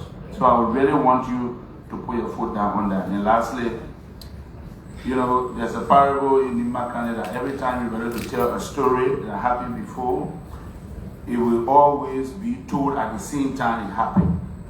And about this time in 2006, Mr. Minister, you brought the entire ministry and Ministry of Youth and Sports, I was serving as assistant minister, to pay young people who we have given vacation job to, more than 5,000 of them. And the president had called me that there was a need to pay them that day, otherwise they were going to be arrived. If you call for young people to assemble for similar vacation job today, that number may even be 100,000. The youth unemployment in this country and the general unemployment needs to be deliberately tackled by the Ministry of Finance. We need to look into budgetary allotment that will give small or short-term job that will put small monies in young people's pocket. It is a national security concern as well. For example, Mr. Minister, before I close for your comments, the immigration wants to take in 500 immigration officers. 12,000 people applied, they vetted 9,000 people to take the test. That is not funny enough. That shows the level of unemployment in the country. We can carry on all the priorities, we're building the roads, yes, we're putting money, we pay civil service. There are a little over 60,000 civil service. We can even pay them $1,000 at least. It will not solve the unemployment problem. And you and I know it is elementary economics. Growth will be driven by aggregate demand, spending that will increase supply, and the supply will lead to employment. If we can put money in people's pocket to spend, this economy will be in a vicious cycle of failure.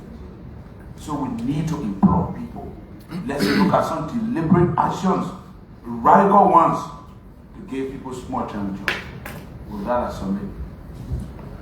Well, very insightful comments, and I took copious notes, and they align with some of my thoughts, so I don't want to belabor the issue. The issue of looking at the PPCC law is very germane. There was a restatement of the law, I think, in 2010, because there were some realities and the thresholds were reviewed and changed. I don't know, I may be remiss on this, that since then, whether we review the law, we've gone more than a decade. We need to look at it. In the context of even decentralization, how do you encourage local businesses in counties to get government contracts? If you look at it, it's more Morovia-centric because of some of the rigidities that we have. So to an extent, we need to look at the law and see whether we need to unshackle ourselves, because to some extent it may be that we are shackling ourselves based on the law, and as a result, perfection may be becoming the enemy of the good. So I've taken note, we'll follow up on this, and there's going to be action, because if we have a more efficient procurement process, procurement is where people get, it's how the economy works. It's how small businesses get money to try. Big businesses, small businesses. So we're going to take it seriously. The CDF, I know the issue of CDF, Nima County, and other counties. I'm very aware of that. So we'll take action. Youth unemployment. Well, as a former assistant minister of the Ministry of Youth and Sports, you couldn't have put it more strong, more poignantly than you did. There are initiatives going on. I will follow up with the minister and others, and to see what partners are doing and what we can do as a government, whether short-term, long-term. But I'm going to follow up with Minister Bangalore, and in the conversation, I'm going to have open door engagement with the partners. I'm from the partner community in Uganda, and I'm on this side, and we're going to have some serious conversations. There are meetings that will be lined up, if I get a nod of the Senate, so that we can ask them what more they can do. But as we ask others on what more they can do, we have to prove what we are doing, and we have to prove that some of the things we're asking them to prioritize, we do prioritize those things. Thank you. Thank you. Thank you very much. The Minister will now take our vice chair on this committee to ask questions or make a comment, after which I will be closing. And we adjourn and we break to committee room. Thank you, Chairman. Minister, I call you Minister, not that you are confirmed, but they serve the country as a minister, so I address you as that. I think you may notice that your qualification have never been basically been questioned. This Senate is clearly direct on your approach in what? Improving our economy. Because qualification is not an issue. We are proud of you. We are happy that you are back to help. But I think I have one question and many statements. The question I'd like to ask: capitalism and nationalism. As a friend, I'd like to know who are you? Who is this finance minister? Are you capitalistic? Are you nationalistic? Who are you? That's my question. Well,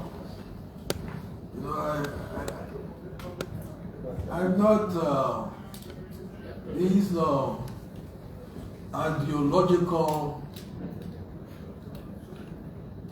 I shouldn't use one technical word, but it's not what people say, it's what they do.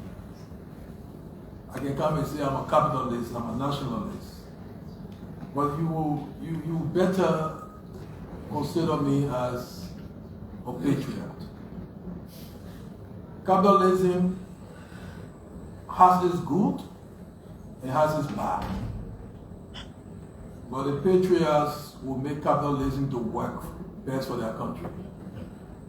And then as a result, a capitalist can be a nationalist. So I can be both, if I'm patriotic. And that is a very smart response.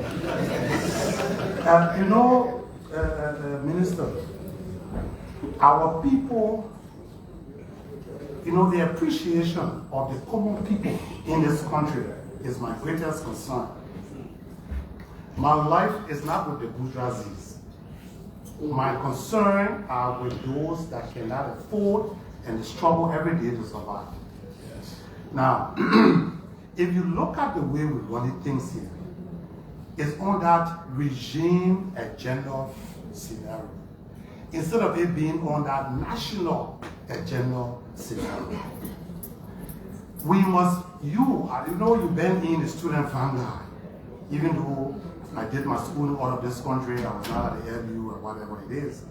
But during my time of going to school outside this country, we used to pay attention to the university politics, student politics.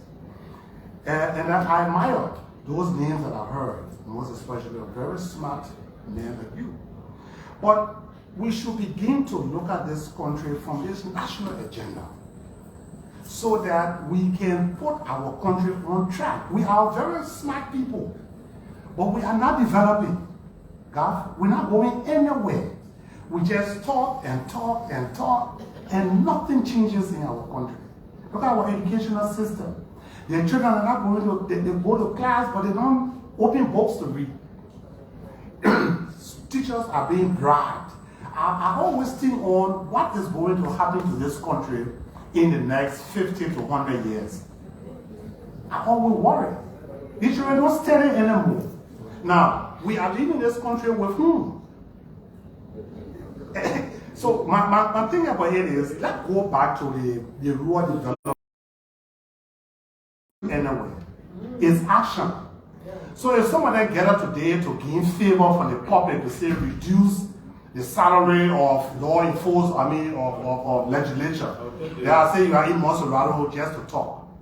Because can you tell me what development have you been doing in Monserrato compared to someone in the rural area that has to build wells, hand pumps, markets, youth centers, town hall, schools? Yeah? You just sitting in Monserrato. You take Monserrato to be Liberia. You fail to realize the kind of a struggle that we go through. That's why when we leave from there many times, you don't have 1 cent. The very Liberia people begin to laugh at you and say, hey, you were senator, hey, you were representative. But when day break, you go to our offices when we come here, over 50 persons sits in front of my office door that I don't know from anywhere.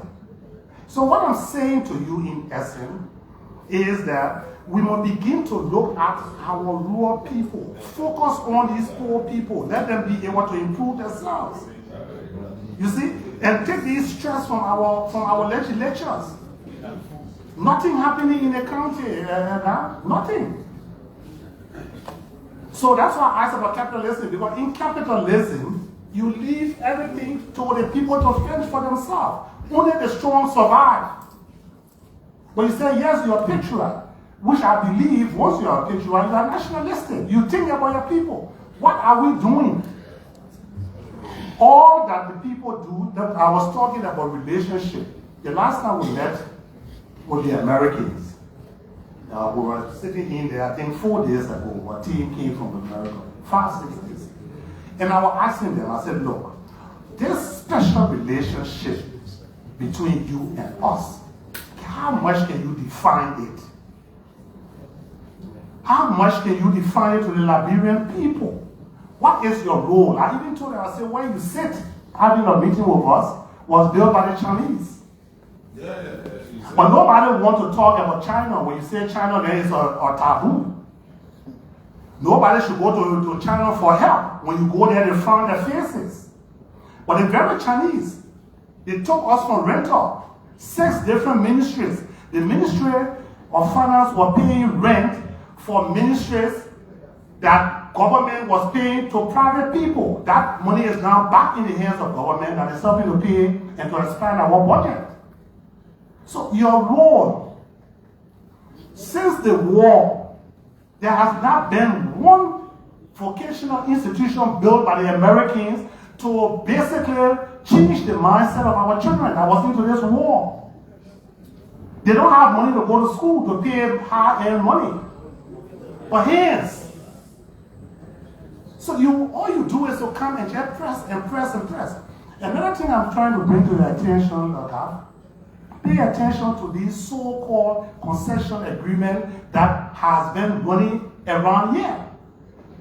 Where we generate funding, be mounting them. All of these people. How in the hell you will be running an institution under a loss, but you still can leave Liberia to go? We are being duped. And as long as we play the game with these experts, then The so-called big brother them, they are happy with us. But when you begin to question these things, and that's why I like the statement you use. You say you are just from the private sector kind of stuff. Now you back again to government. So you are being, education has no ending. So you are learning every day as you grow. Stand up to these people. Put the national agenda down. Forget about, so now I hear about John Weir, they have here pro-poor agenda. The new government come up with what they need again? Arrest agenda. I'm not interested in those political jargons. Tell these people our national agenda, what we hope to achieve in the next 5 years, in the next 3 years, and let them, it shouldn't just be the IMF. The IMF set the agenda to give you $40 million. You must do this. If you don't do that, you must reduce the salary, cut down. They are the very people that bring instability. The very judge where government today that is being blamed for this salary reduction of employees are the very IMF. When I was representative there, for 6 years, I was warning them. I said, I worked with IMF for almost 7 years. I know them. They sat there, they cut everybody's salaries. Then we were agreeing to it. They even came to the national legislatures, cut everybody's salary. Our salary that many people around here always have issue with is not being used by us. We are using it to help the poor people. Those who come asking for help. Those who come asking for help. Now, they will never tell you how to improve your future goal, but they will always tell you how to bring in more poverty-driven ideas. No, I'm not giving it a shot. I'm not giving it a shot. There is a new finance minister. Development planning is under him. I'm not dealing with him just as Minister of Finance. Development planning for our children. So you take the bold steps and don't be afraid. I want to leave you with congratulations on that. Thank you. Thank you very much, Vice Chair, for that statement. We will now ask the Sergeant to tell us whether any member of the public ever give questions or concerns. Yes, you can bring it forward.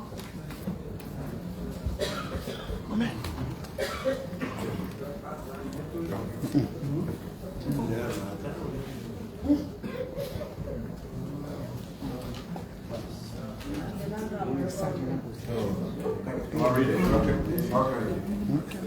Okay, we'll read. My question is, according to the writer, what are your plans, both long-term and short-term, for the improvement of civil servant salaries? I think that was addressed. That was addressed. And the second question here is, secondly, with your international working experience, what is the new roadmap that you intend to introduce to our struggling economy with all of what we continue to experience as citizens under this regime? That's a general question. I read them then. The next gentleman writes, or lady, you did not talk about support for health and education. What plan do you have for flight of capitals that is milking our economy? What plan do you have for capital flight? I think that's what you're trying to say. The last one here says, what are some of the things that you were hoping to achieve during your days as Minister of Planning and Development, Minister of Finance, that you did not? What were the challenges that prevented you from achieving them? And again, he says, what system are you going to put in place to overcome those challenges if confirmed, he says thank you. Those are the ones that Yes, respond to the comments from the audience. Okay, in terms of, I think one of the individuals that asked the question was concerned that I did not talk health, education, or what I do. When we talk about the arrest agenda, everything is encapsulated there in a way. And I said that the priorities of the arrest agenda should be the priorities of the budget. I did not want to belabor all because I will have then, constrained to go into too many details and to take off the valuable time of all the honorable senators. So the arrest agenda is the agenda that we are developing through a development plan. And then we are going to prioritize those priorities within the budget. Health is key to most of what we do. It's not everything, in fact, that is even in the quote unquote. Arrest has how many letters? What, is it 6 or 7? But many other things are priorities. And in the conversation we are having, we are going to make sure that technically nothing is left behind. Those things that are important for development must be funded. What roadmap for the development economy?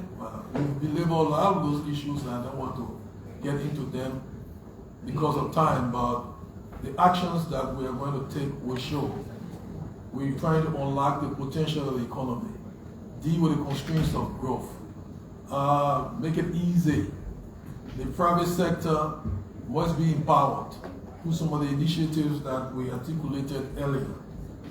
Capital flight, well, part of it is that we got to know, we have to incentivize people who will do things here. That the extent to which they can do things here, government can meet them halfway or some way. Job creation, the facilities you make, you construct. So we're going to be reviewing these kinds of engagements and taking appropriate actions. What did I want to achieve at the ministry and I did not achieve it? Well, you cannot achieve everything you set out to do.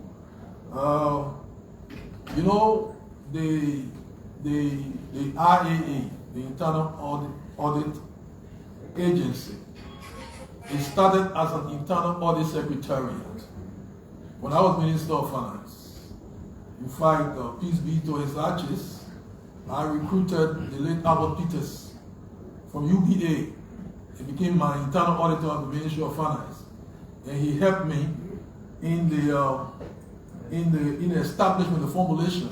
And then we hired Mr. Paul Collins and the late Baten Yiswa as the deputy. I see the IA expanding. Each time I see it, I feel good. Well, the great intention was to also look at professionalizing procurement. I have started some conversations with partners to see the way we professionalize the audit function. Who will look at that? Because procurement is one way that government leaks money. If we make sure that people that are hired through procurement are not hired at the whim and caprice of a minister, but these professional procurement officers are hired based on their competencies, they can be rotated across the world. Those are some of the ideas that I did not conclude, but there will be ample opportunities to have more conversations to see what we can do.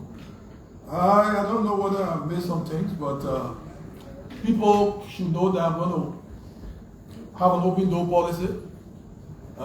We may not exhaust all the questions, but please send me your questions at the Ministry of Finance. Send me your ideas. We're going to benefit from your wisdom. As I said, I don't claim to know all, and I don't need to know all to succeed.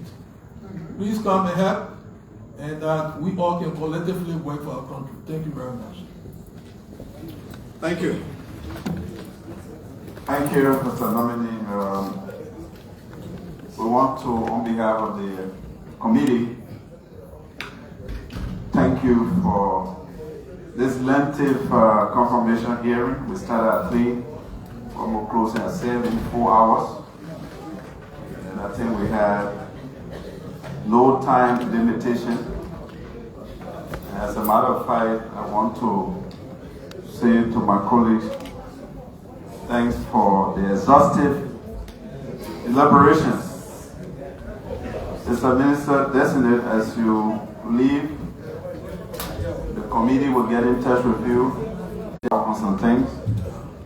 We'll get to you in the soonest possible time. So with that said, we'll ask the Sergeant at Arms to take the nominee from honor oath.